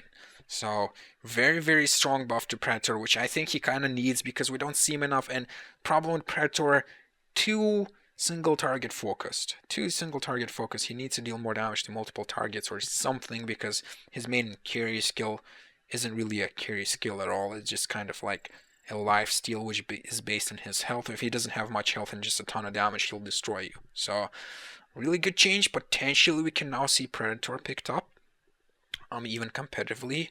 Overall a much stronger hero, and yeah, this is one of my favorite changes as well. Just really good, solid change. Next, Puppet Master. His Voodoo Puppet has a lower cooldown on later levels, and also any debuffs you apply on it will apply to the target. So this is quite an interesting change. If you use your ultimate on some target and it runs away, far away, and you are out of range of it, you can now cast your second skill, for example, on the puppet, and this will transfer over to Magmus wherever he is. So yeah, quite a strong skill. Makes Puppet Master much stronger. The problem with Puppet Master is that he's also kind of too single target focused, but this makes his ultimate insanely good, and the reduced cooldown allows you to cast it more often later on in the game. So 120 second cooldown is still higher than that kind of 60 second barrier. So it does affect it quite a lot, the reduced cooldown. So a good change, I really like it. I'm kind of curious what other debuffs you can potentially cast on the puppet if you have some allied heroes. So quite interesting, and yeah, really like this change. Revenant Staff of the Master effect added. Now cast 2 additional targets. That is the effect of your ultimate. I already saw threads in the forums crying about this change being overpowered, and I'm losing faith. Seriously, people crying about it being overpowered without even trying it. What the hell? And they're like, well, it's obvious that it is overpowered. You can invis your entire team. So before you could invis 3 people on your team, and it was not considered overpowered at all. Nobody even used it. It was barely used, and now it's 5 if you get a freaking Staff of the Master, which is not the best item by far. It's not gonna make much of a difference. It's a good effect, but it's not overpowered broken. We already had a similar effect before with just 3 heroes. It's already pretty good. Okay, now it's with 5, but it's not broken or anything. Jesus, guys, come on. Don't cry OP before even trying it. This is not OP. What is OP? Is my voice dying? Riftwalker, her third skill has 100 extra range. It is a good buff to Riftwalker, and Riftwalker is actually a hero that I thought was weak, but now I kind of try and understand her more, and the way you play Riftwalker is really you just land your skills and they deal a lot of damage, and especially her ultimate, you don't use it as some kind of trick or anything or follow up, you just initiate with it and it deals a ton of damage and stuns. It's a really good skill. A buff to Riftwalker, so that's good. Will probably give her much more laning presence. There's the new build for Riftwalker that is potentially maxing out your E and not your Q, especially with a good laning partner that can work out very well. So this makes that build much stronger. And a buff to Riftwalker, I'll honestly take it any day. She needs help desperately. Not sure if this is enough help, but definitely appreciated. Her second skill could be made stronger in my opinion. Slither, his passive now works in illusions as well, the standard 33% thing, whatever. Health regeneration decrease increased by 10%, so now even if an enemy, like it says in the yellow text, teleports back to base, it's going to be worse for them. Duration increased by 1 second, so that's extra damage, that's important, and a slight movement speed reduction, which is also important because sometimes it can get you an extra attack in. So what this means is that leveling up your second skill is now even worse, the wards. You basically now get your third skill and your Q, and that's it. You just do that, and Slither becomes much better now. So another build potentially is maxing out your W and Q, just the wards and your passive, so that's interesting too. Maybe for a pushing lineup or something, could try that, but a good buff to Slither that I think he definitely deserved. Not sure if enough, but Slither is kind of this hero that he can be strong in the right hands. Silhouette, which for some reason comes after Slither in the patch notes, not according to alphabetical order, has her third skill nerfed, which is like, whatever. I guess Silhouette is too strong, but here's the thing about Silhouette, is that everyone says that she's broken because she has everything, but the win percentages don't match up. She does not win many games. She loses in pubs, and she loses in competitive games, and people are stopping picking her up. And this attack speed bonus decrease is supposed to hurt her early game while not changing much late game. But okay, I understand it. But the thing is that people say, well, how can you say that Silhouette is not strong? Well, I know she seems strong, and that's the thing. People don't kind of think about it. They just look at the numbers and they go, oh my god, this is so broken, so overpowered, 5 heroes at the same time, Revenant, Staff of the Master, so broken, unbelievable, I'm done with this game, I'm quitting. So people just look at the numbers and they don't really see the big picture behind it, and that is that Silhouette is losing games. She's losing a lot of games. She's not the best carry by far, and perhaps she has been nerfed so much that she's just basically becoming an underpowered hero. Yes, she has a stun and escape mechanism, but that's not really that exclusive for a carry hero. So I'm not really sure. I think Silhouette is getting too many nerfs. I don't think this change is necessary. So that's just my opinion. I'm gonna roll with it. I think Silhouette does not need any more nerfs. She's losing games. She has a bad win percentage. 40% wins. There you go. Silhouette, overpowered, broken. Yeah. Sir Bangsington, 34% wins? Oh man, I can't wait to see the OP cry threads. This is gonna be sweet. Soul Reaper's third skill has been changed. It now gives you charges when you get kills instead of just instantly giving you the mana. Furthermore, you can use the mana not only on yourself, but also on an allied hero. So that's a pretty cool thing. It's a really cool thing. Potentially, Soul Reaper can be played as a support now. The forbidden support Soul Reaper. Actually possible now. But still, you have to consider that only the hero getting the last hits will have a decent amount of charges on Soul Reaper's third skill. So, probably still a carry, but now he can give some mana to his support. So, Soul Reaper receiving buffs. You guys know me. Soul Reaper is just, if not for Light Brand saving his ass, he would have been bad, but now he's better. So, good buffs to Soul Reaper. I like it very much. Succubus immobilizes whatever, skip this. Okay, so I crashed, and hours of recordings, they seem to be intact, but they kind of got corrupted, so I hope I didn't just screw myself over. There was nothing I could do to prevent the crash, I think. Anywho, we'll move on to the Swift Blade change, which is that he can now attack just as fast while spinning as if he didn't spin at all. But he cannot critical strike while spinning. So here's the thing, right? Critical strike is not that good to begin with. I think that's everything I have to say, really. Just why not let him critical strike while spinning? I don't get it. It's not like he's gonna become super overpowered broken. He needs buffs. Why not? Why not? You think just this 50% increase in attack speed while spinning will suddenly make him super strong overpowered? Oh my god. I don't think so. I think they could have done a bit more to buff this hero, but I'll see. Maybe this 50% increase is significant, but I mean, when were you really attacking much while spinning before? So, we'll see, but still, suspiciously not a good change. Tempest, his minions no longer attack towers if he's out of range, just like with all the other creeps. So if you order the creeps to attack this tower, Tempest is not there, it's not gonna work. And that's basically it for the change. Okay, whatever. Valkyrie has been rebuffed again. Now her second skill stuns for a longer duration, and it's now dynamic, meaning that it's not 0.5 seconds, 1.5. It's going to be 0.5, 0.6, 0.7, 0.8, 0.9, 1 second, 1.1, 1.2. So it's going to be more spread out, and you can also stun for a longer duration than before now. So yes, that's a definitely good buff to her javelin, which is interesting, and her third skill now has a lower cooldown, which I think is more of a consistency fix. As you can see, it's 40, 35, 30, 5-second difference, and then suddenly a 10-second difference in the last levels. Just more of a consistency fix, if anything. But it does buff her, because usually you go for just one leap on level like 1 or 2 on Valkyrie, and then you just skip it until later in the game. So, a buff to Valkyrie. What do I think about a buff to Valkyrie? Well, she's a fun hero. I want to see her more, except for the times when there's an invisible arrow out of nowhere stuns me for 5 seconds. I hate those.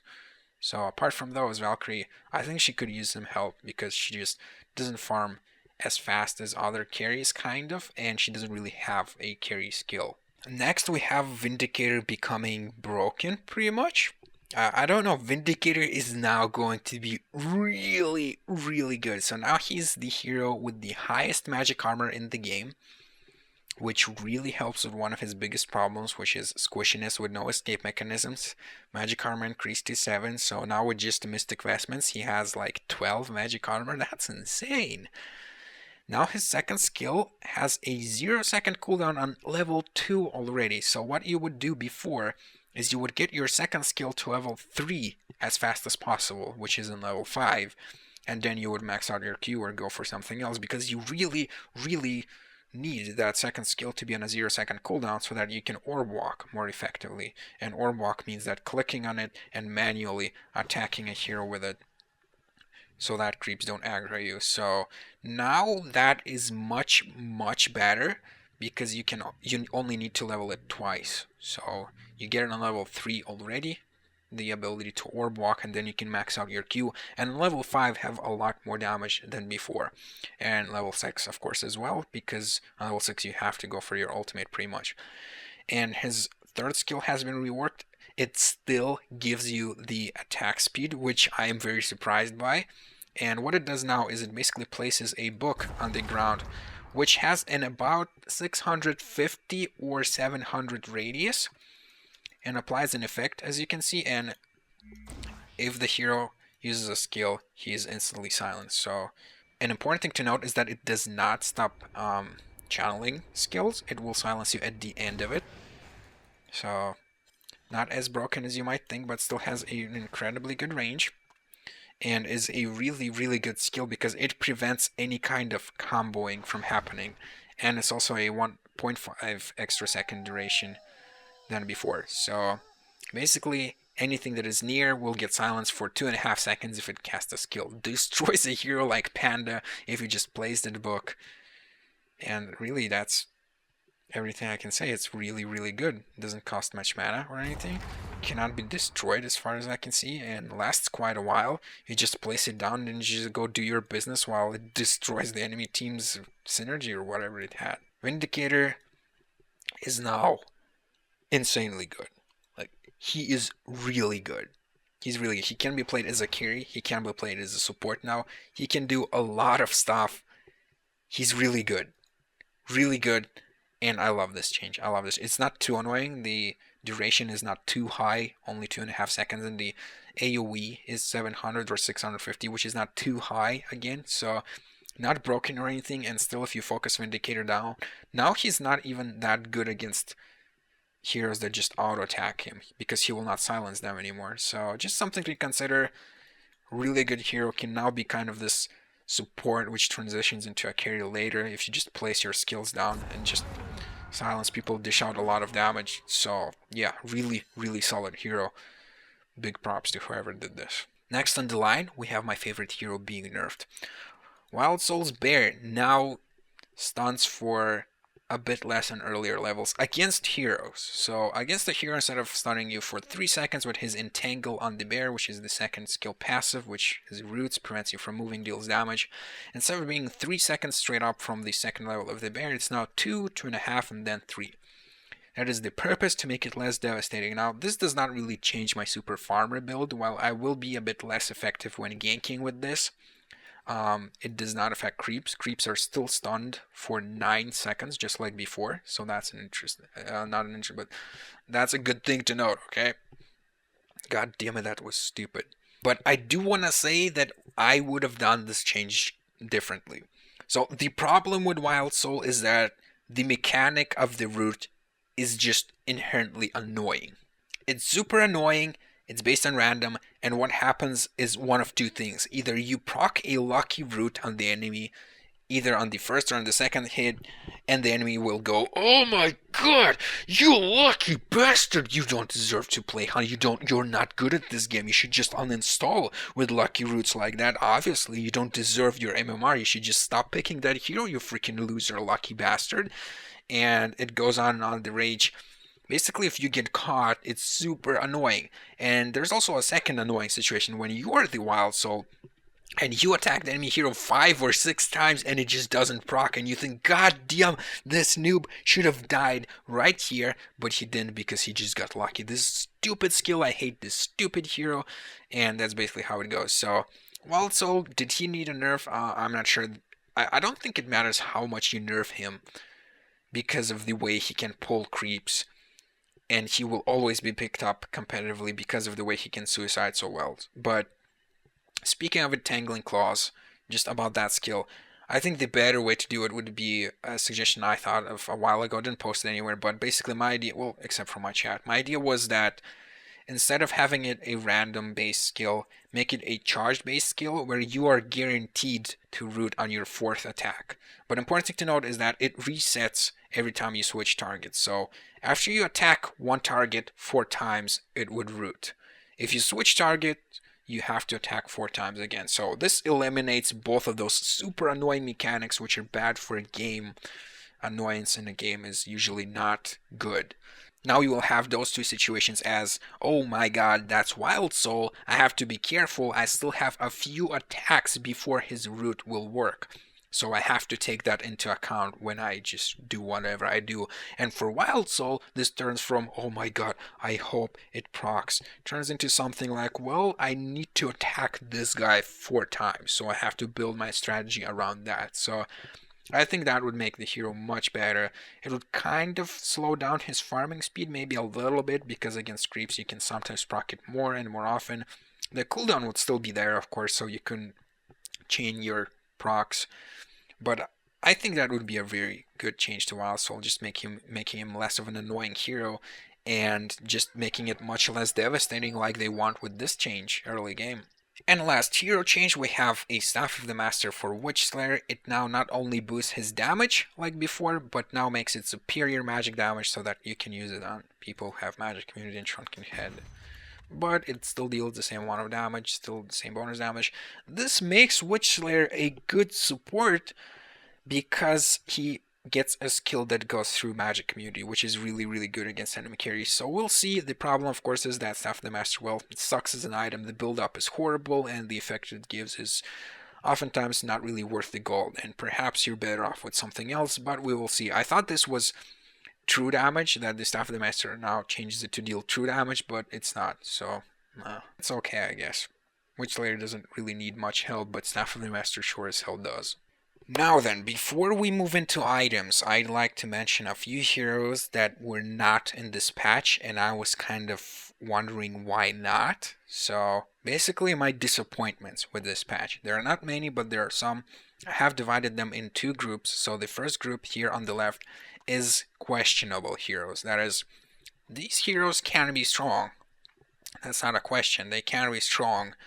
But potentially they could be kind of slightly buffed or changed because they feel like something is missing. Tremble, for example, yes, there is the Tremble Rape, which got to 2000 MMR with Tremble alone, but I still feel like maybe Tremble could use a small kind of buff somewhere, but I don't know. Okay, Tremble could be fine because people still don't realize how to fully use his ultimate to his full potential. Grinix, this is also, I'm only putting him in this category and not the other because he's a relatively new hero still, so not everyone has figured him out, but I think everyone will agree Grinix is kind of underpowered and lacking. I was hoping he would receive some kind of help in this patch. Flux is another hero which is good, but not exceptionally good, and if he lands a good ultimate, well, that's great, but it's not too great, you know, that kind of feeling of, well, he's kind of a bit lacking, could be stronger, and I mean, like, having to go for, like, the item build in this hero is just a joke, so I think he could use some help, in my opinion. Gravekeeper, yeah, he got introduced, he deals a lot of damage, but his usefulness kind of falls off, and his ultimate is easy to counter if you have at least one hero defending, so I think something could have been done. Maybe his second skill increased in strength or something. Gravekeeper could use a bit of help, I think. So, and Kinesis last, he deals a lot of damage, and he's a weird hero because on paper he's good. Just like, for example, Silhouette. On paper he's good. He has a good stun, decent damage, skill doesn't cost too much mana. His ultimate is insanely good, especially with like Staff of the Master and like spell shards or something, but something feels missing. Perhaps because Kinesis isn't really played as a carry. There are better carries, and if you play him as a support, he's kind of lacking because he doesn't really get his full potential if he doesn't get the levels for it. So these are the heroes that I was kind of hoping, but I didn't really mind if they weren't there. The second category, these two are the heroes that I think should have, what the hell, why did space not praised, that I think should have been changed. They deserve buffs. First of all is Martyr. Of course, this horrible hero, at least give him a Staff of the Master, which is not a real buff like some of the heroes receive, but like at least give him something. He's good early game, but late game he's so bad, so unbelievably horrible that just, this hero needs help. This hero needs buffs. Either to his ultimate to increase his range, or to not require channeling, or something else. Something else needs to happen. This hero is weak, he needs help. Huge disappointment that I did not see Martyr in the patch notes. And the other change is Shadowblade. I swear I saw somewhere that Shadowblade is getting changed, that he's getting a better late game or something, but he's not in the patch notes. I guess they took it out at the last moment. Shadowblade needs buffs for late game, in my opinion. So that's kind of it. Shadowblade needs help, and I don't think I need any more explanation than that. And he did not receive any help, even though apparently there were some changes planned for this hero, and I'm just really disappointed that nothing happened, because these two heroes, we probably won't be seeing them much, just like before. So finally, we're moving on to items. And the first change is that we have all of the new items added to competitive mode, or lockpick, or tournament rules, whatever you call it, except for the super new item which was introduced just this patch called the Lex Talionis. So everything else has been introduced, so here's my opinion on it. Lightbrand sucks, Grimoire of Power sucks, Dawnbringer will be picked up as a finisher for Frostburn. Basically, heroes that get Frostburn will pick up a Lightbrand to finish into Dawnbringer. Lightbrand by itself, Grimoire of Power, I don't feel like they're going to be picked up competitively, and I still believe those items suck, and I'm disappointed they were not changed. Now, I would use the argument that the items are still new if this patch was not delayed for this long. These items are no longer new. They are now old. There is nothing new about them. And if you've seen me pick up Lightbrand, that was because I was experimenting. And I believe now I am done, and this is my conclusion on the item. If it's not Soul Reaper, do not get this item first. I made the mistake, I remember recently, of getting it on Sulfuras as a first item so that I could get the extra mana and spam my lifesteal. Big mistake. I should have went for Icebrand. Do not go for Lightbrand first. It is bad. The only reason it works on Soul Reaper is because he can essentially ignore whatever his laning phase was and get extra 200 GPM easily in the jungle because it scales so well with him. He's one of the few intelligence heroes who can actually use it, so that gives him bonus damage. And he can turn all the mana regen he gets into health thanks to his skill set. Other heroes can't really do that. So that's the main problem with this item. Or rather, Lightbrand in particular, damage over time. It gives damage over time, and damage over time is the worst damage possible. So damage over time, let's see, does not work for skills at all. Does not work for critical strike to boost it at all. Nothing happens. So it does not benefit your, does not synergize with anything else. It's just on its own. It's just there. Does not work against towers for pushing. Does not work against catapults and stuff. Does not help you deny at all. Not on allied heroes, not on allied creeps, does not help you deny. Of course, it can be countered by magic community, there's also that.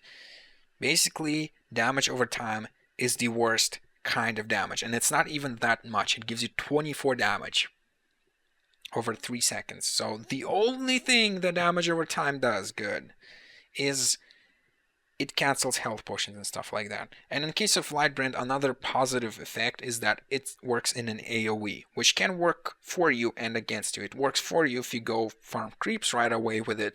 It works against you if you want to push early on in the game, which makes it a bad pickup early on.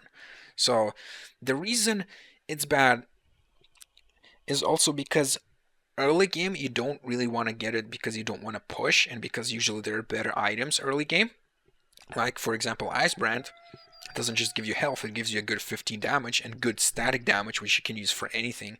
And it also gives you a slow. So, for the same gold, that's a much better deal. Makes you survive better and deal more damage. Just an overall more solid item, in my opinion. I think my voice has been reborn or something because it has died and now I'm talking with it already dead anyway. So, the other problem is that later on in the game, mana becomes less important, much less important. So basically, by the time you already get Dawnbringer, it's just that you don't really need mana that much anymore. Yes, you will be able to farm a bit faster with using your skills, but you don't need it that much anymore. You essentially pick it up late game to kind of give you some extra stats from it and the damage that is now increased. But the thing about Dawnbringer, the reason the Dawnbringer will be good is that it is the most expensive carry item in the game. The most expensive item being Codex level 5. This is the second most expensive item, but of course you're not going to carry with a Codex. So basically, if you're a carry and if you have gold, you have inventory slots taken by a lot of stuff. You have boots, then you have magic armor or something defensive, then you have a slot that you need for a token or a homecoming stone, and you are left with very few slots. And as a carry, you want to get as much value, as much gold as possible into a single slot. And that's where Dawnbringer comes in. It's a carry item that is as expensive as possible, and it also possesses good value. You're not wasting any gold. It's a really good item, so that's why I think Dawnbringer will be picked up. Grimoire of Power suffers from the unfocused problem. So when doing maths, if you want to do maths in HoN, you have to consider two things. First of all, the actual math behind the effects. That is, you compare the gold it costs to what it gives. Exactly, it gives this much damage, and you think, well, is this gold, is this item worth it? Getting this much damage for this much gold, is this any good? And the second thing is being focused. because usually you don't want a bit of everything. If you need survivability, you get survivability. If you want damage, you just get damage. You don't want a lot of everything, and that's essentially what Grimoire of Power is in combination with Lightbrand. Lightbrand gives you mana regen, which you don't really need late game, and damage over time, which you also don't really need late game. You'd much rather get normal damage. And also it gives you a lot of other stats from the Blessed Orb being the most unfocused item in the game. So it basically has this bad buildup of Lightbrand plus Blessed Orb. And essentially the bonus you get is 15% extra damage.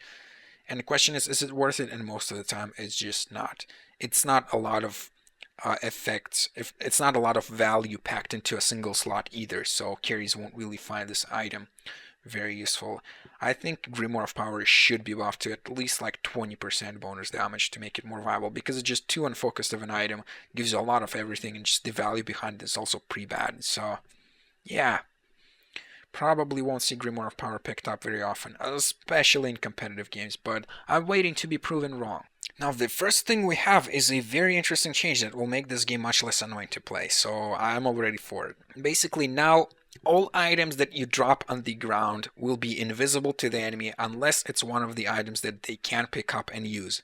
And as far as I can see, point out if there are any more of these, but as far as I can see, these are only the Bound Eye and the Doombringer. So even,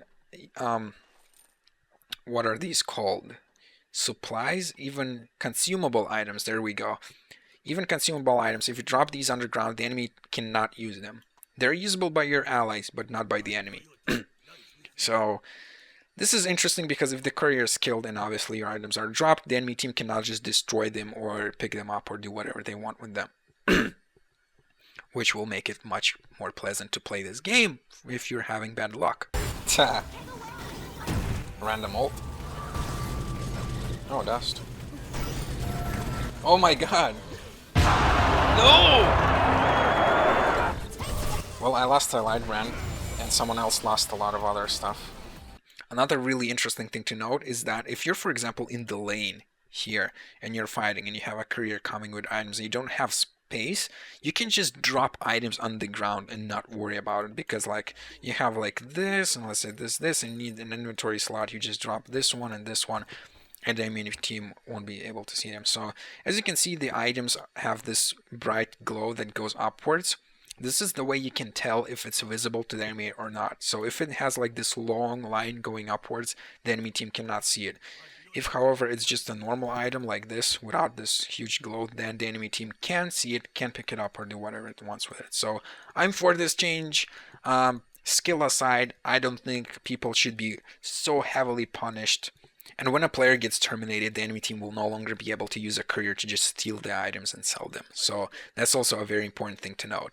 So then we have the new item called the Lex Talionis, which consists out of the Trinket of Restoration and Guarding Ring, and a recipe which costs 300 and can be upgraded twice, which means you can buy the recipe a total of 3 times. This is one of the best support items you could ask for, possibly. This item is seriously so good in the support. It's one of the very few items that actually gives you regeneration, and cheap regeneration at that. Basically just a Trinket of Restoration. Very few items that you can get early game actually use this. As you can see, there's only the Refreshing Ornament, which is not very useful because you can only get one on the team and it doesn't stack well. But the Lex Talionis is going to be different. What this item gives you is armor, magic armor, and health regen. For completing the recipe based on the default bonus it gives, like just from the trinket and the ring, you initially get plus a half health regen and plus 1 armor, and it keeps doing that for every recipe purchased, plus a half health regen, plus 1 armor, and also plus 1 magic armor extra. And of course there's also the active effect it has. Applies Lex Talionis to both yourself and the target for 7 seconds. Does not stack, obviously. The effect of it is that reduces armor by 3, 4, 5 and magic armor by 1, 2, 3. Which basically to yourself removes the armor effect from the item completely. So basically on level 3 it gives minus 5 armor and minus 3 magic armor, and that's exactly how much you get from this item. So this item is gonna be insane. this is gonna add so much to the game. Basically, it promotes much more action and you can kill people much faster. And as a support, you can contribute much more to the team if you're careful. That requires more skill, but oh boy does it pay off. The cooldown is pretty low, 20 seconds. Important thing to note is that it does not disable Nilstone, so it cannot be used as a counter to that, which is important thing. It should not be countered that easily. The mana cost is also pretty low, and the minus armor counts. It counts. It's like about, I would say, 20-25% bonus damage, especially early game, from physical attacks, and magical attacks a bit less. But still, that's a lot of bonus damage for essentially a very, very cheap item. So the magic armor does not stack with other magic armor items, so if you get a Mystic Vestments, it will not stack. And what this means is that if you get the Lex Talionis, you will most likely not want to get Mystic Vestments on a support, which is an important thing because as a support you don't have many inventory slots. You need boots, you need magic armor, you need wards, ATP, and then you have like 2 slots left for actual items. So this item will hopefully fix that, because you won't need a Mystic Vestments anymore after you pick this up. It will help your carry a lot, and just really a really solid item for support players. I think this is going to add a lot of new dynamics to the game. And it can be picked up very early in the game. And also the Guardian Ring is no longer forever alone. It can now be turned into something other than a Ring of the Teacher, which is now the Lex Talionis. So you can get it early game as a support player when you don't have much gold in buying wards and a bunch of minor totems or whatever. So yeah, really solid item, and I really like it. So next we have a change that I do not like. A change to Abyssal Skull. So basically they explained that the Trinket of Restoration was not giving the bonus before, and instead of just adding the bonus now of 2 health regen, they reduced the other bonuses of the item. And I don't like that, because Abyssal Skull is already not that good of an item because it takes an inventory slot. And it's a pretty cheap item, only 2,000 gold, so most of the time late game you will sell it, and just the effects of it are not that strong. It's decent for lifesteal. The only reason people get it most of the time is just for the lifesteal, because it's not an attack modifier. And just making its other effects worse is not going to do the item much good, in my opinion. So an important thing to note is that the 12% now, instead of 15% bonus damage, is bonus base damage. And it's only for melee heroes, I believe. I'm not sure about this, but base damage. What is this base damage? Well, base damage is still pretty good, SomaZ. No. Base damage is basically your primary attribute plus like 20 or 30. That's base damage. That's right. So you have like, look, Swiftblade, 300 damage. 12% of that is like 36. That's insane. What's the base damage? Well, if you look in the brackets, the base damage right now is 48 to 52. 50. 12%, 6 damage. It will give me 6 bonus damage based on the base damage. So yeah, nerfing this item any further, especially for the damage bonus it gives, which is freaking negligible, I don't understand it. It's like it will give an average like 10 damage to people. Like seriously, 10 damage to your attack. Are you serious? A 2,000 gold item gives you 10 damage on attack, and I believe only to melee heroes. Like, you cannot be serious. Just such a waste of freaking... why did they do this? I do not like this change. I think this was stupid. I mean, you can reduce the lifesteal aura. Okay, maybe that's too strong as not an attack modifier, but the damage, the base damage increase, don't reduce that. That's freaking stupid. The item did not need a nerf like that. Bottle can now be right-click to bottle the rune automatically, just making the game easier. Good stuff. I don't care that it's from Dota at all. Next, we have the Bound Eye. And this is a very important and controversial change. So the Bound Eye no longer sees wards by default. Instead, you have to activate it on a 60-second cooldown, and for 10 seconds you will gain vision of any wards. Now, the difference from before is that now it does go through fog. So if I activate it here and there's a ward somewhere in the fog, I will see it now. So it also shows up as an effect, so the enemy team does know when you do this. And it does cancel any channeling skills or invisibility. So that's also an important thing to note about the Bound Eye, but I don't think that this will do much. So the other part of the change for the Bound Eye, I'll just voice it now so that I don't have to do it later, is that you now see when someone carries a Bound Eye. So Here's the thing about the bound die. The problem with it, in my opinion, is not exactly that it countered wards too hard, but that it countered invisible heroes too hard. The solution I proposed and Dota 2 used was to implement a cooldown of about 8 minutes or something, because if you get a bound die to counter an invisible hero, and you die and lose it, you can just buy another one right away. It doesn't cost that much. You're not risking much. So that's my problem with the item, at least it was before, and they decided, well, let's nerf it, but not nerf invisibility, or rather, not buff invisibility. So you can say invisibility is now a bit easier because you do see this bound die above the enemy's head, and you do know if they have revelation. However, it's not as simple as that, because wards of revelation have been buffed insanely. Like, they have been buffed a lot because of this change, because now wards of sight is the only kind of like way you can have ward vision permanently, or at least for a longer period of time. And remember that when placed on the ground, wards of revelation reveal invisible units and heroes. And this is the important part. The new bound eye does not see these wards until you activate it, which means that if you're an invisible hero with a bound eye, like a scout with a bound eye, you risk running into the enemy because you didn't see wards of revelation. Essentially, invisible heroes are nerfed. And this is kind of a significant nerf. I mean, seeing the bound eye can only help you so much. It's a newbie mistake, really. You should be checking items anyway. So, essentially, invisible heroes are nerfed even further. And I'm not really sure why. Did they really need any more nerfs? Not in my opinion. So, I don't know, beats me why they decided to nerf it even further. I suppose they buffed Nighthaunt so that he wouldn't suck too hard with these new changes, but okay.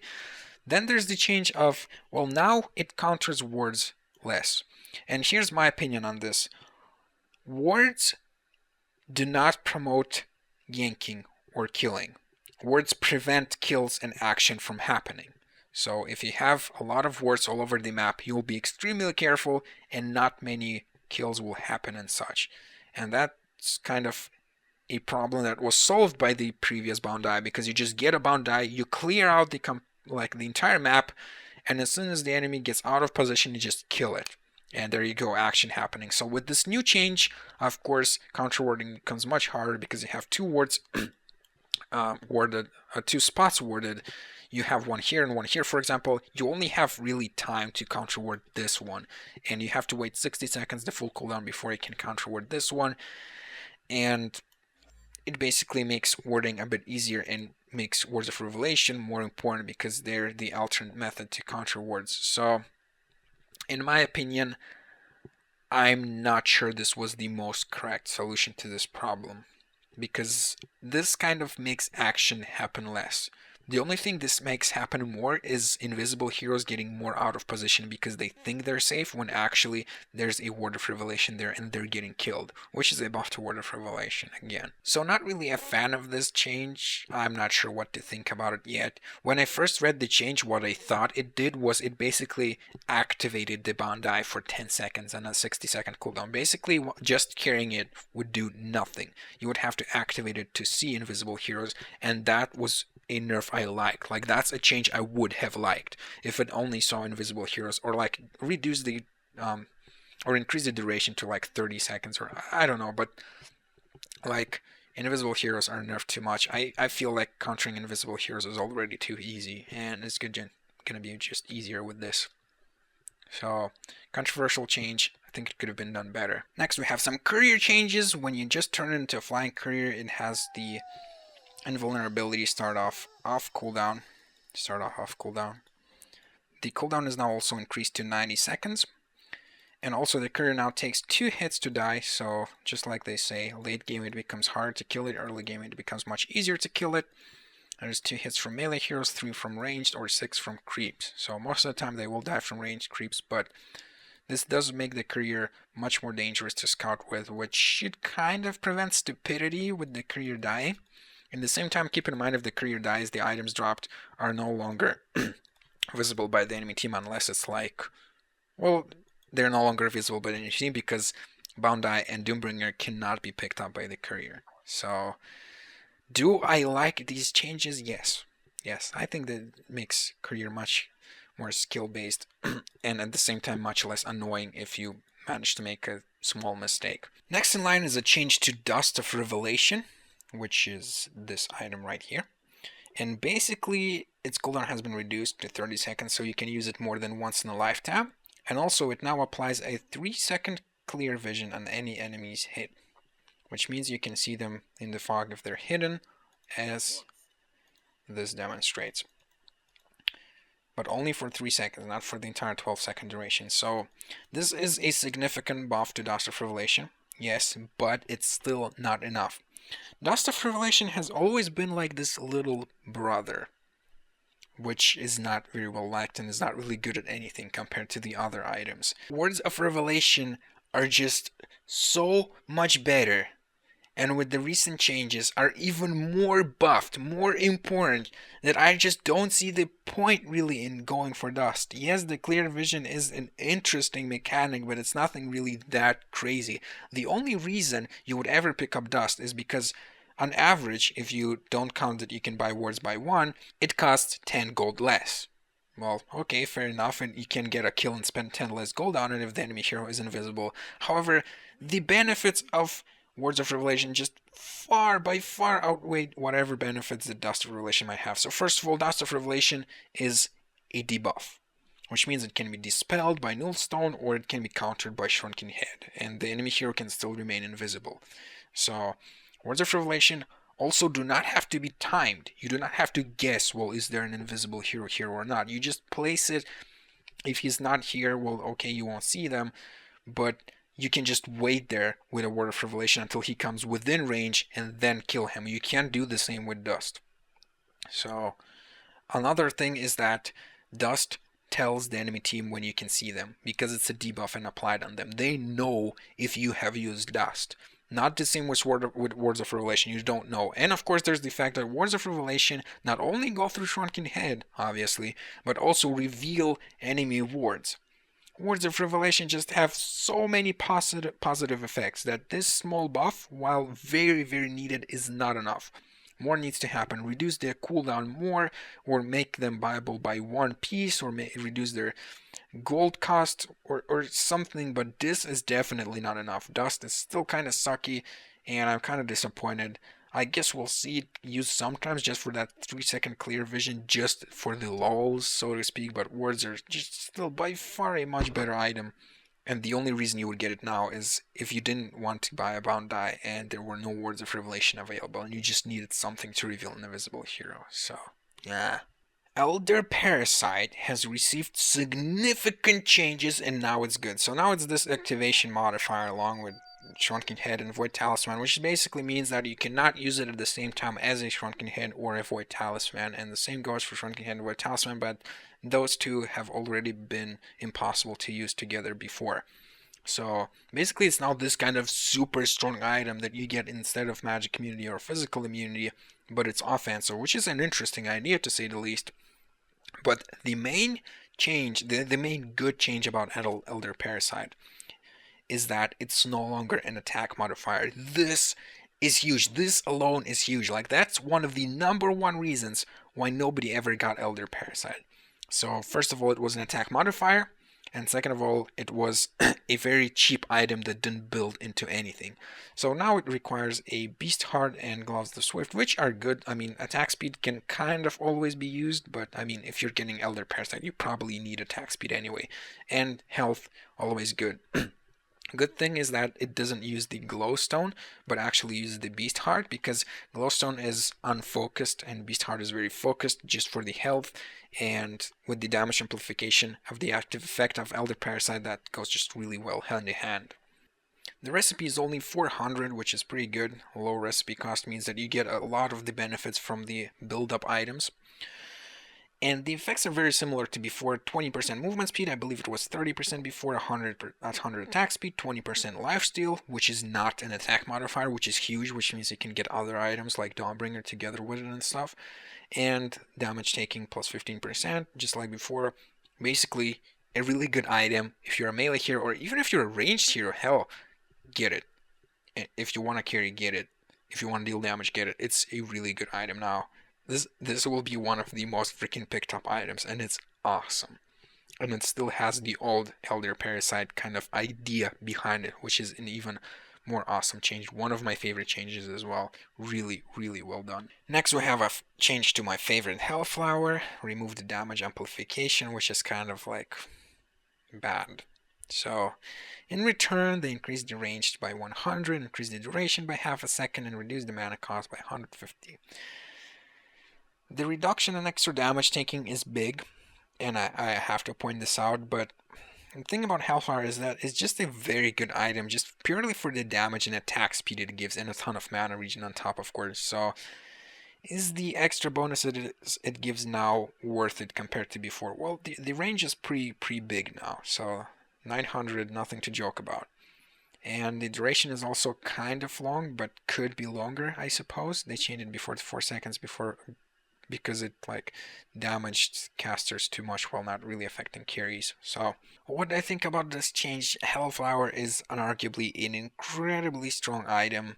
It's still strong, a little bit even stronger in most situations, just that the target does not take as much bonus damage, and I kind of miss it, to be honest. I kind of miss the bonus damage. Will it still be worth picking up? I think just because of its easy build up and its effect, I think it's still gonna be pretty good to pick up, but we're gonna see how it works out. The damage amplification is pretty big, make no mistake. It is pretty big that it is gone, but I'm not quite sure what the effect of it is yet because I have not tested it myself.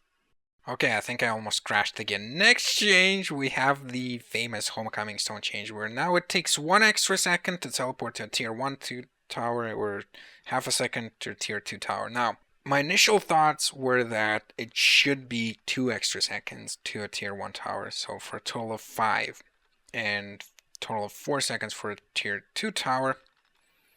But I think these changes have been tested, like specifically 5 seconds has been tested, and after kind of playing around with it for a while, I kind of see that 1 second is a huge difference. And by the way, there's a new animation. 1 second makes you teleport much later. Like, the effect is much stronger than you might think. So, we will see how this works out. This might move Homecoming Stones from being the number 1 most overpowered item in the game to number 2 after wards, especially since wards are now harder to counter with the new Bound Eye. So we'll see, but Homecoming Stone is still pretty good, still can teleport to defend, but just that the enemy team has more time to react. And also keep in mind that since it's 4 seconds, teleporting back to base is 3 seconds. If you see someone TPing to help an ally, you can TP out in time before they come. And also the new animation makes it much easier to tell when exactly they're coming, so it's much easier to anticipate them and destroy them. So definitely a nerf to mass TPs, but we'll see how it works out. It's a good change. Next, a change to Gnome's Wisdom. So Gnome's Wisdom is an interesting item to say the least, and now it's supposed to be better for the mana regen, as the aura now also gives 50% mana regen. I believe this is the only aura that gives percent mana regen in the game now. So it still gives 1 mana regen like before. And Gnome's Wisdom, well, it's a decent item, and I'm not sure if this extra mana will make a difference. That's the only way I can put it. Yes, definitely need a nerf, definitely. Is this enough? Well, they have tested. I hope they have tested enough, but like the initial vibe I get from this is that it will not be good enough. It's just not enough of a buff, because why would you get this item? Like, just for the heal on the mana being spent? Like, that's the idea behind the item. You get it to heal for the mana you spend, but like, I'm not sure, you know, if it, perhaps just picking up 1 Gnome's Wisdom could be good in a push now, just for the extra effect it adds to the team. It's not too expensive, but still potentially other items are better. We will see. But definitely a needed buff, so yeah. Could have been maybe more, but they have tested. I hope they have. Post haste now has a similar effect to Striders, where it will give you bonus movement speed if you're out of combat for some time. So 45 movement speed over 8 seconds. It's basically to match what Striders did before this. Also, post haste did need a buff. I believe a little buff or so was required, but the way post haste works now is that you get Striders first, and then if you get far ahead and get a lot of gold, then you upgrade it to post haste. And basically this will put people who are already ahead even more ahead, but I'm not sure if the math behind it still works. Like, the math behind it could be okay even with this buff. And making winners win harder is not a bad thing because it makes games last less. But yeah, consistency change if anything, so I'm for it. Good change. So they finally buffed Puzzle Box. My idea for the buff was to increase the duration without really affecting the duration of the reveal. So keep the revelation of words the same and invisible units, but increase the duration of minions. So potentially, so that you could use the minions more, could potentially maybe farm with them and just basically make friends with the minions a lot better. So they have decided to go a different way. They slightly buffed the minions and they gave the revelation from the first level of the item. So increased strength, increased intelligence, which all help the item pay for itself. A really big change is that I will now scroll down. You should have read the yellow text by now. A really big change is that the radius of the haste aura has been increased from 350 to 600. This is really big because before that was a huge problem. Because before, if you ordered your creeps to go attack something, you probably would lose the effect because they would go too far away from you. 350 was a really small range for the radius, so now it's much higher. It can affect potentially creep waves, allied heroes if they're close enough, so basically it makes the puzzle box wizard haste aura much better. Okay, I'm done. Movement speed increased on early levels, damage increased, blah blah blah, just overall slight stat buffs, but the main buff is to see invisible units and words from level 1 of this item. This alone will make this item be picked up, I think. I think this alone could make this item very viable, especially with the nerf to Bound Eye. So if there's an invisible hero in the game, you should consider picking up this item. I think it's going to be good. I would have preferred my change to be made, but they decided to go a different way, so I disagree.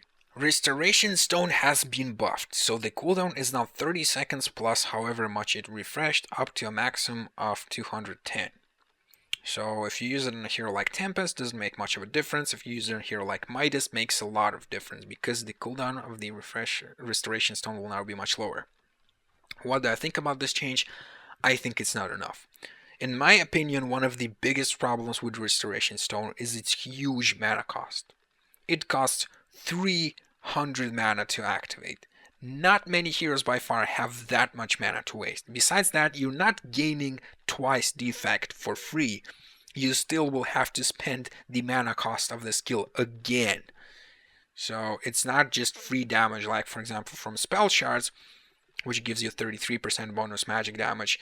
Restoration Stone doesn't give you 100% bonus damage. It allows you to cast your skills again, using the mana again and costing 300 mana to begin with. So after thinking for a while on the Restoration Stone, my change suggestion was to change the mana cost to about 550 to 100 plus 10% of your mana. So this would mean that until you reach, like, say, 2000 maximum mana, it would cost less than 300 mana, like about 100-150 early game. So that was my logic behind it, and potentially increasing the cooldown. But now with these changes, I don't know. Another problem with Restoration Stone is the recipe cost.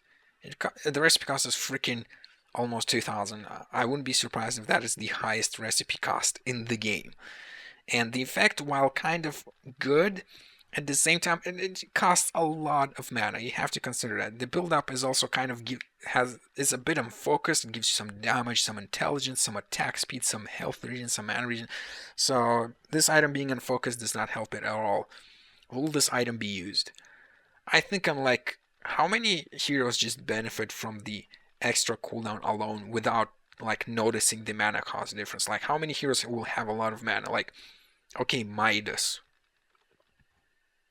will benefit from the who else? Like, I can't really think of many here that would like directly benefit from this item. Maybe the new hero because of his global skill. I don't know, but the new Restoration Stone, in my opinion, could be better.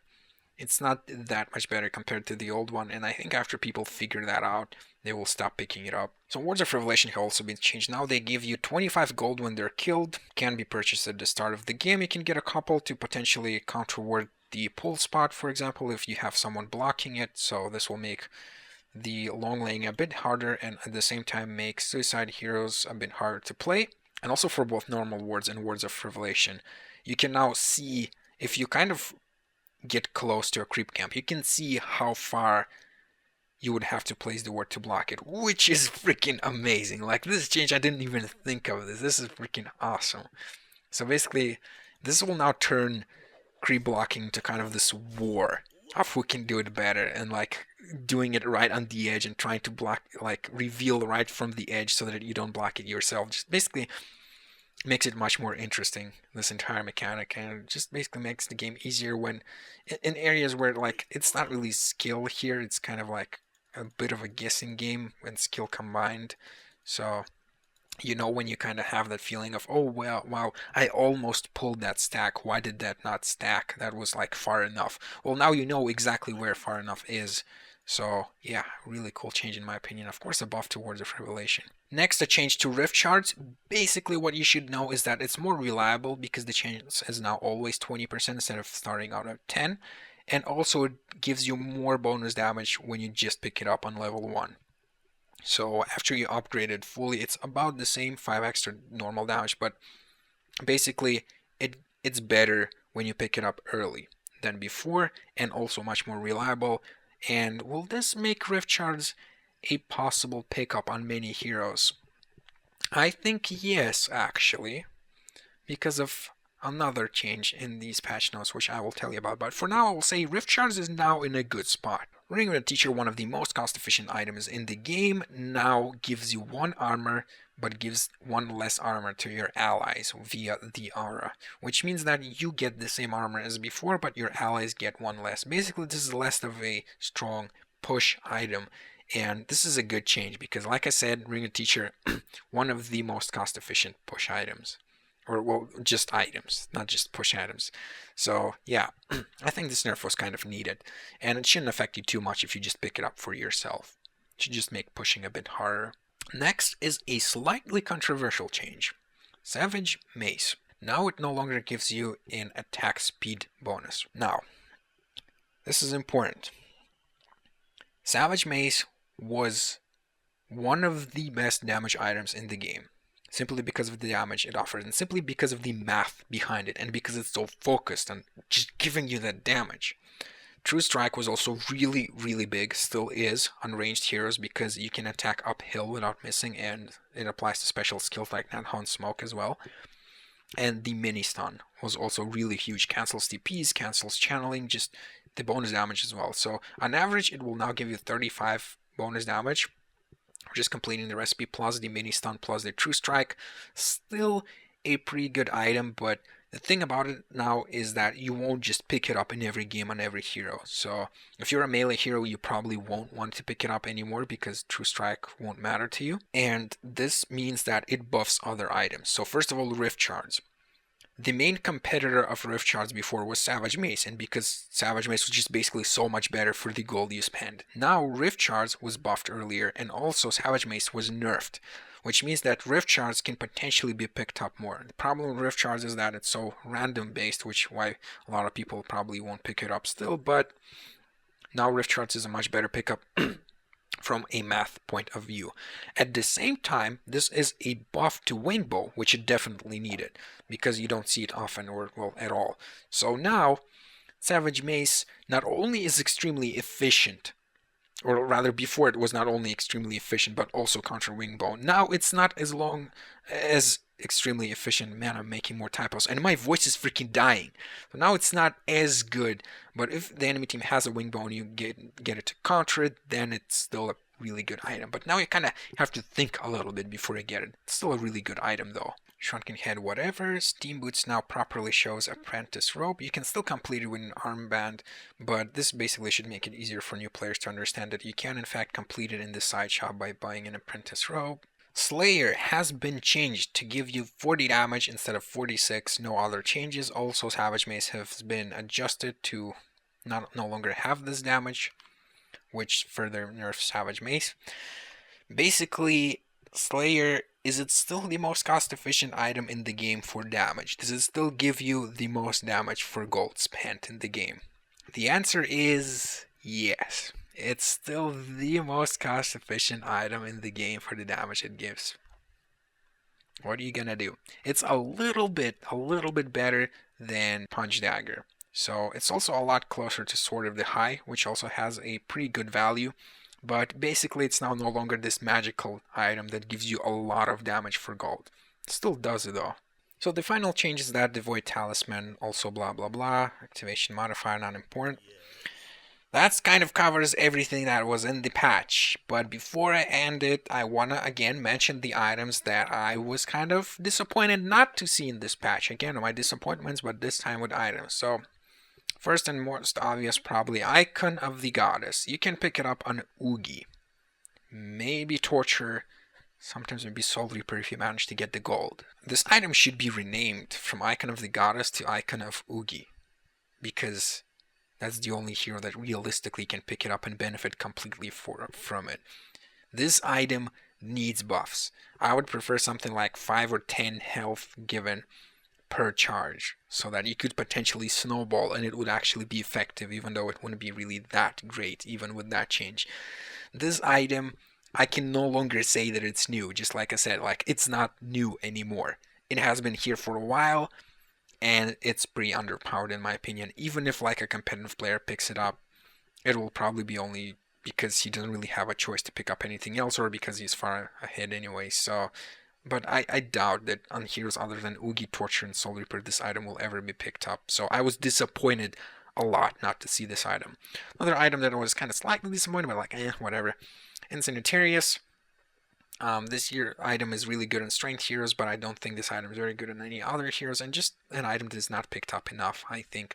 With the new Elder Parasite, this could potentially change, but I'm just saying Incendiarius, if you do the math, which Bami I know doesn't like to do, so he picks up this item every single game, but if you do the math, Incendiarius is not that good. It's pretty good, but like not crazy good. And a big problem is that it's only like below 3,000 gold in a single item slot, and for a carry that's not really good.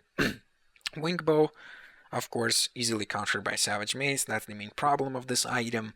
Savage Mace has been nerfed. We'll see if Wingbow is picked up, but still potentially Wingbow could use a little bit of help.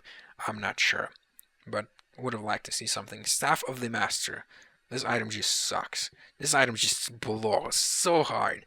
If the Staff of the Master fact is not really good, then there's absolutely no reason to ever get this item, because it is not just unfocused. It is uber unfocused, because you don't get a blessed orb for those 10 stats of each. You get freaking 10 stats items, which cost even more inefficient. And just, this item needs some kind of buff to give extra health, or to give cast speed, or more stats, or something else. A slight buff will make this item more viable. Right now, it's just a waste. If you get this, it's probably because you're far ahead, or because you don't know better items. I'm sorry. Yes, a few heroes can pick it up, but most, Frostwolf's Skull. With the release of Dawnbringer pretty much overshadowed this item completely. Dawnbringer not only gives you more, it covers all of your slowing needs. If you need a slow an attack, Dawnbringer has you covered. It also increases your survivability greatly because of the attack speed buff it gives.